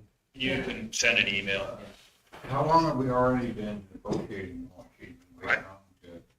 Which we agreed to negotiate, Councilor Rover, so that's the path we're going down. When somebody is a 5-minute drive and don't negotiate or don't communicate back with our CEO, I take that, you know what I take that out of? That's what they don't want to negotiate. Councilor Stuber? And I think it's, well, it'd probably be good to include the event summary for the benefit of all involved, so that they know the chain of events, how they came about and what the correspondence has been and hasn't been, I guess. Yeah, and this is one of many of the negotiations we have to do with our counterparts at the town. If we were to get this letter out today, might be cutting it tight by the time we're done council meeting, but say by midday tomorrow, would it be fair to ask for a response by the 18th? By the 18th, that gives them a full day after their council meeting. Is that? No, is that reasonable, administration? Yeah. Yeah, Okay. so what do we want to ask them in this letter? Do we want to notify them that we've picked our negotiation committee, that we're looking to start negotiations? I'd have to check with Sarah, but say the week of the 22nd. Well, that would be one of our key contacts is Sarah. Yeah. Because she has to be attending it, so. I think we set a deadline for when we'd like to start negotiations, and I don't know, when. Well, it's been almost 6 weeks since we got the notice from them that they were pulling out. So if we get them to the 18th to respond to this letter, that we would like to have our initial first meeting no later than June 1st, June 2nd? Oh, no, I'd be moving it up to 25th. 25th? You gotta coincide with their town, right? The 25th of May. We've strung this out a long time already. That's maybe where we're having some issues, because there's a little bit of ambiguity with it, that we're not getting this out in, like, this. This isn't something like negotiating recreation where, you know what, if we go over a period of time, somebody's not gonna swim, that's okay. This is something that becomes, and I don't mean to dramatize it, but it could be life and death if we don't get our poop in a scoop. Well, we talk about individuals in the county putting crop and everything in. We're trying to set schedules, which we're willing to set whatever schedule they set in front of us. And at this time of year, I know people are busy, but people have to free their calendars up. We gotta get this process working. So we would get the letter out for them for their May, or response by May 18th, and looking to start negotiations the week of May 23rd. Yes, with that, with, I guess their first negotiation would be negotiating our timelines. Yeah. Or our schedule. Have that first meeting to say what we're looking at is, what are you looking at? What are we looking at? We're looking at having 3 people. Here's a list of mediators, pick this one, phone them. Like, this isn't rocket science. And if, This is really an hour meeting between the two CEOs to set this up. And we could put forward our choice of negotiators, because we have one that we think would be very well. and if you've ran this past municipal affairs, Yeah. and we have their nod, we've got that acceptance, so it's just up to the town to free time in their schedule with that. Do you want to pick the negotiation committee so we can notify the town of who the negotiating committee is? What's the norm? 3? Three and CAOs, and then we have, like, if I was there, I could make it that Andrew would be there. If Andrew was there and could make it, I would be there too. You always have. I would like to be on that. I would like to be on it, if possible. I would, if you guys allow me, whatever. I would go Ernie if you. Ernie's better, yeah. So if somebody needs to make a motion for the 3, so. We had a motion that started on the table from Councilor Stevens. Yeah, let's do that one first, then we send the letter. Then we send the letter. Okay. All in favor? Carried. Ernie will make the motion. Sure, please. Which 3? Councilor Nyberg, Councilor Stevens, Reeve, please. All whatever for the administration. Yes, please. Questions, concerns? All in favor? Carried. Thank you. We're loading more onto your plate, busy plates already, but we need to get this something. Getting in person is gonna be the key, because there's so much that gets lost in translation with letter writing, and the sooner we can get in person, the better off we This all letter are. writing has to happen, so it's documented and followed through. We'll get it out? Yep. Okay, so we would be on to bylaws. 10.4, 1697-23 special tax bylaw, Buffalo View Estates, for first, second, and possibly third reading, page 79 in the back. Take this one, Mr. Chairman. So this is an annual bylaw we have to do to levy a tax against vacant properties in Buffalo View Estates to cover the infrastructure that they have the ability to connect to. We are again proposing the same as we did last year, which is equivalent to $44 a month, which matches the flat fee that their neighbors are paying, that the neighbors also pay consumption on top of that. So that would be $528 a year. Councilor Nyberg? Go ahead, Mr. Stevens. I'll make the motion to give this first reading. Questions, concerns? All in favor? Carried. Councilor McKay? I'll give it second reading. Questions, concerns? All in favor? Carried. Councilor Stolberg? I'll move that we proceed to the 3rd reading. All in favor? Carried. Councilor Gender? 3rd reading, please. Any questions or concerns? All in favor? Carried. Okay, 10.5, 1698-23, special tax bylaw, Buffalo Sands for first, second, and third reading. This is exactly the same as I just described, but for Buffalo Sands instead of Buffalo View Estates. Counselor Stevens? Give me the motion to take it first. Question, first reading, all in favor? I'll give you a motion for second reading. Counselor Nyberg? All in favor? Another change. Counselor Smoker? I'll make the motion that we proceed to third reading. All in favor? Well, I don't know. Counselor McKay? I'll move third reading take place. Questions or concerns? Call the question, all in favor? That's carried. Reports. Chief Administrative Officers Report, page 85 of the package. Any questions on it? Haven't been input prior. But Counselor Gender? on page 114, and this would be probably the Joe, checking that you put on a bridge, like what type is it and how long do they generally last? So it's beautiful what you did.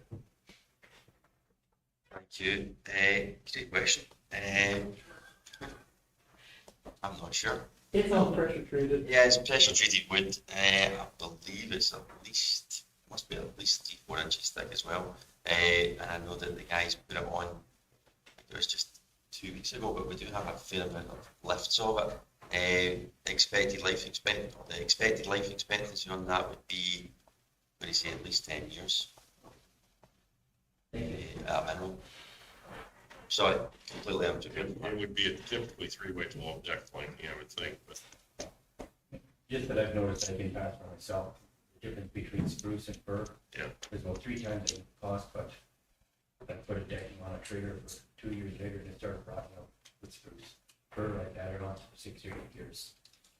Hell of a difference in pricing, but Could use tamarack. It's all pretty well spec for us anyway, so I don't think we have. Tamarack would last forever. I don't know about that. Sparks would be a greater. Depends where you get it in the swamp, actually. any other questions on the report? Counselor Gender? Okay. Question, all in favor? Carried. Financial reports, accounts payable register, April 30th, 2023, bank reconciliations, March 31st, 2023, and reserves for January, February, and March of 2023, and year-to-date budget. So it is pages 127 to 149. Was there any questions that hadn't been submitted in for announcement? Counselor Gender? Please. Okay. Questions? Call the question. All in favor? Carried. Counselor fee sheets, page 150 of the package.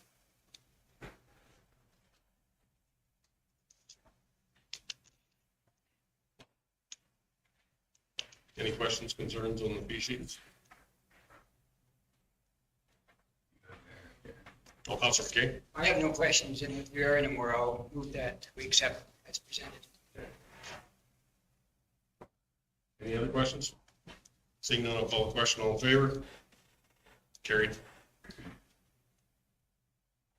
Councilor committee reports. We have Stettler FCSS, County of Stettler Housing Authority, and Stettler Public Library Board. Is there any questions to the submitters of these or any updates? Councilor Gunn? On the bridge reports, I'm just kind of questioning, okay, which 2 bridges are we supposedly? So the one is 601 and. We were asked to change the other one. Yeah. One. And the other one is the entrance, the entrance. The North big entrance to Big Big Valley Valley. on the pavement. Does Big Valley put any funds towards it? or- Yes. We will have to sit down and negotiate that with them, but they're aware that the grant's been authorized and that it covers everything but 25%. And I talked to Elaine and she said, we'll get councils together to to discuss who puts in what, and it just comes down to, if we can, what the actual price comes into, what the paving may or may not cost us. And I know that they've been holding on to some federal gas tax money to facilitate this. So that bridge there would be about 50,000, 25% to. Yeah, I think the total grant was 360, so yeah, right around that. 50, yeah, about our share. Counselor Denby, you did jump a line out, like the consent agenda. I'm gonna try to figure out where that question came from. Yeah. We were talking about counselor submitted Okay. reports. Was there any further updates on any or any questions? Counselor Stolberg? I was just going to add that I did drop a Stettler Library May newsletter off in the council chambers if anybody wants to see the events that goes on there in a month. And also, I don't know who else attended. I know Counselor Stolberg had the last week, about a week ago, the library. Oh, the intermunicipal development or intermunicipal library agreement, yeah. And that was, it was because of COVID, the initial agreement was made 3 years ago between town and county. But with COVID, none of the official celebrations could happen. And then as it so happened, the town and the county, I did a renewal of the agreement for 5 years. And between the two of them, the original agreement and the renewal was celebrated at the library. And with representatives from the town and county councilors and administration and friends of the library. So it was actually a nice event, and I think the Stettler Library is a pretty shining example how successful you could be when you do pool your resources. So all in all, it was a pretty good day, I thought. Yeah, I was very impressed with what was there and also impressed with people that weren't there for that celebration and how busy the library was with kids. Well, basically people of all ages. Yes, it definitely does hit every age group. And if you take a look at the May newsletter, you'll see the events. They're kind of separated by age group. So from preschool to teen to adult to senior, there's something for everyone there. And Counselor Stevens was there also. Yeah, he was. His children were there and his wife as well. So Yeah, the wife and kids, it wasn't planned that they were attending with me. That was just sheer coincidence.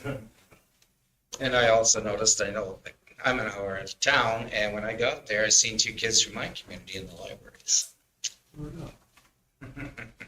Okay, if I can get just accept for information, Counselor Stevens, I'll give you the motion. Accept. call the question, all in favor? Carried. Okay, consent agenda items, Counselor Nyberg has talked about 12.2 already. Is there any other questions on consent agenda items? Nyberg or this Nyberg? Or Counselor Gender? So it's the same. You always. Receiving for information. Grover receives for information. Any other questions? Call the question, all in favor? I don't know which is worse, Ernie, you or me. I was just gonna say, Who's getting more insulted? it used to be confusing when we had 2 genders on the council, now we got 2 Nybergs. Mr. Chairman, if we can do our extra correspondence that came in today from Yellowhead County, that is printed before you. Yellowhead County being one of the affected municipalities by the wildfire situation up north. They are asking municipalities to consider contacting your MLAs, who are technically sitting MLAs right now, they're all candidates again, to get a hold of Elections Alberta and postpone the provincial election. So that came from the mayor of Yellowhead County. Yes, our MLAs are not our MLAs right now, but our ministers are still our ministers. Ministers are still ministers. And ministers meet for 2 hours daily to discuss this disaster and make decisions based on province disaster services and focus money, which was, we're told this week on that, so just wanted to pause it. Councilor Nyberg. Mr. Chairman, I think this one is a tough one because, I mean, at the end of the day, I get it, but I'm not 100% sure, like, in general conversation with Andrew about this. I don't know if they have that as a sitting legislation. They would have to change that, and they're not sitting as the ledge right now. Now, under emergency management, maybe they can, but Did a quick review and I can't see the powers in there that would allow them to amend legislation like that.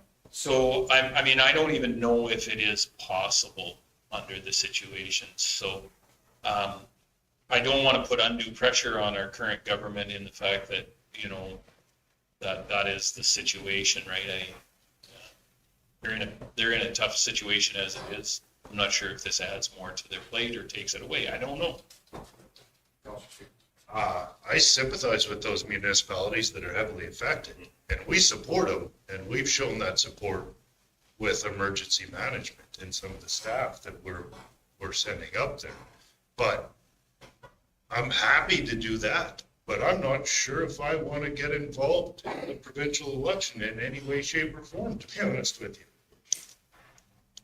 They, as the provincial government, would have that in knowing what they could and couldn't do and make that decision also. I'm just trying to think, when was Slave Lake and Fort Mac? I'm trying to think, was there an election on either one of those? Or the High River flood? It was. Maybe the flood, but I know the fire was kind of in the middle of it.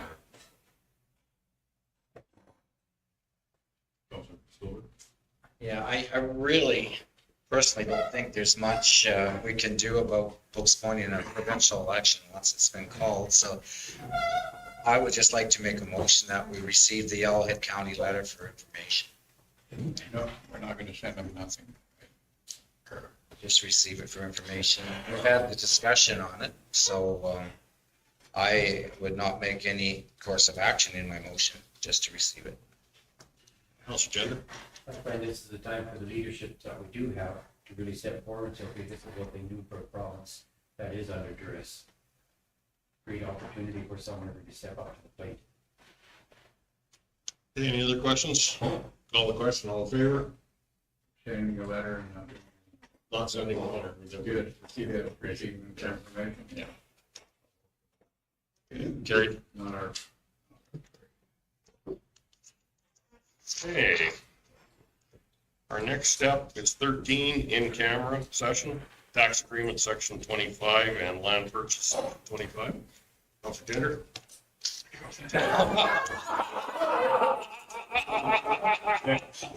Oh, boy, you're going.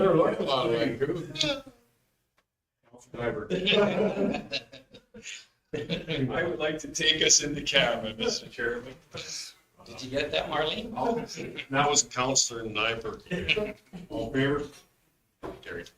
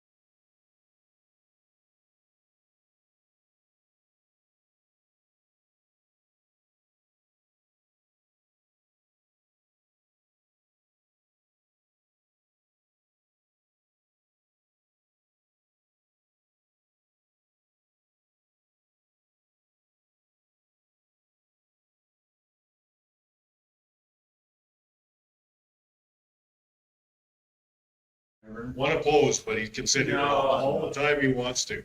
You put it in here after we're gone. Mr. Chairman, I'd like to make a motion that we enter into a tax agreement with said company as discussed and by administration. Any questions, concerns? All in favor? Opposed? Counselor Grover opposed? Carried. Yes, Counselor Stevens? I'll make the motion that we purchase a portion of Northwest 33, 38, 18, west of the 4th for $7,500. You sure it's west of the 4th? Pretty sure. Okay, any questions, concerns? Call the question, all in favor? Carried. We have, next meeting is Wednesday, June 14th, 2023. And number 15, Councilor Grover. All right, here. All in favor?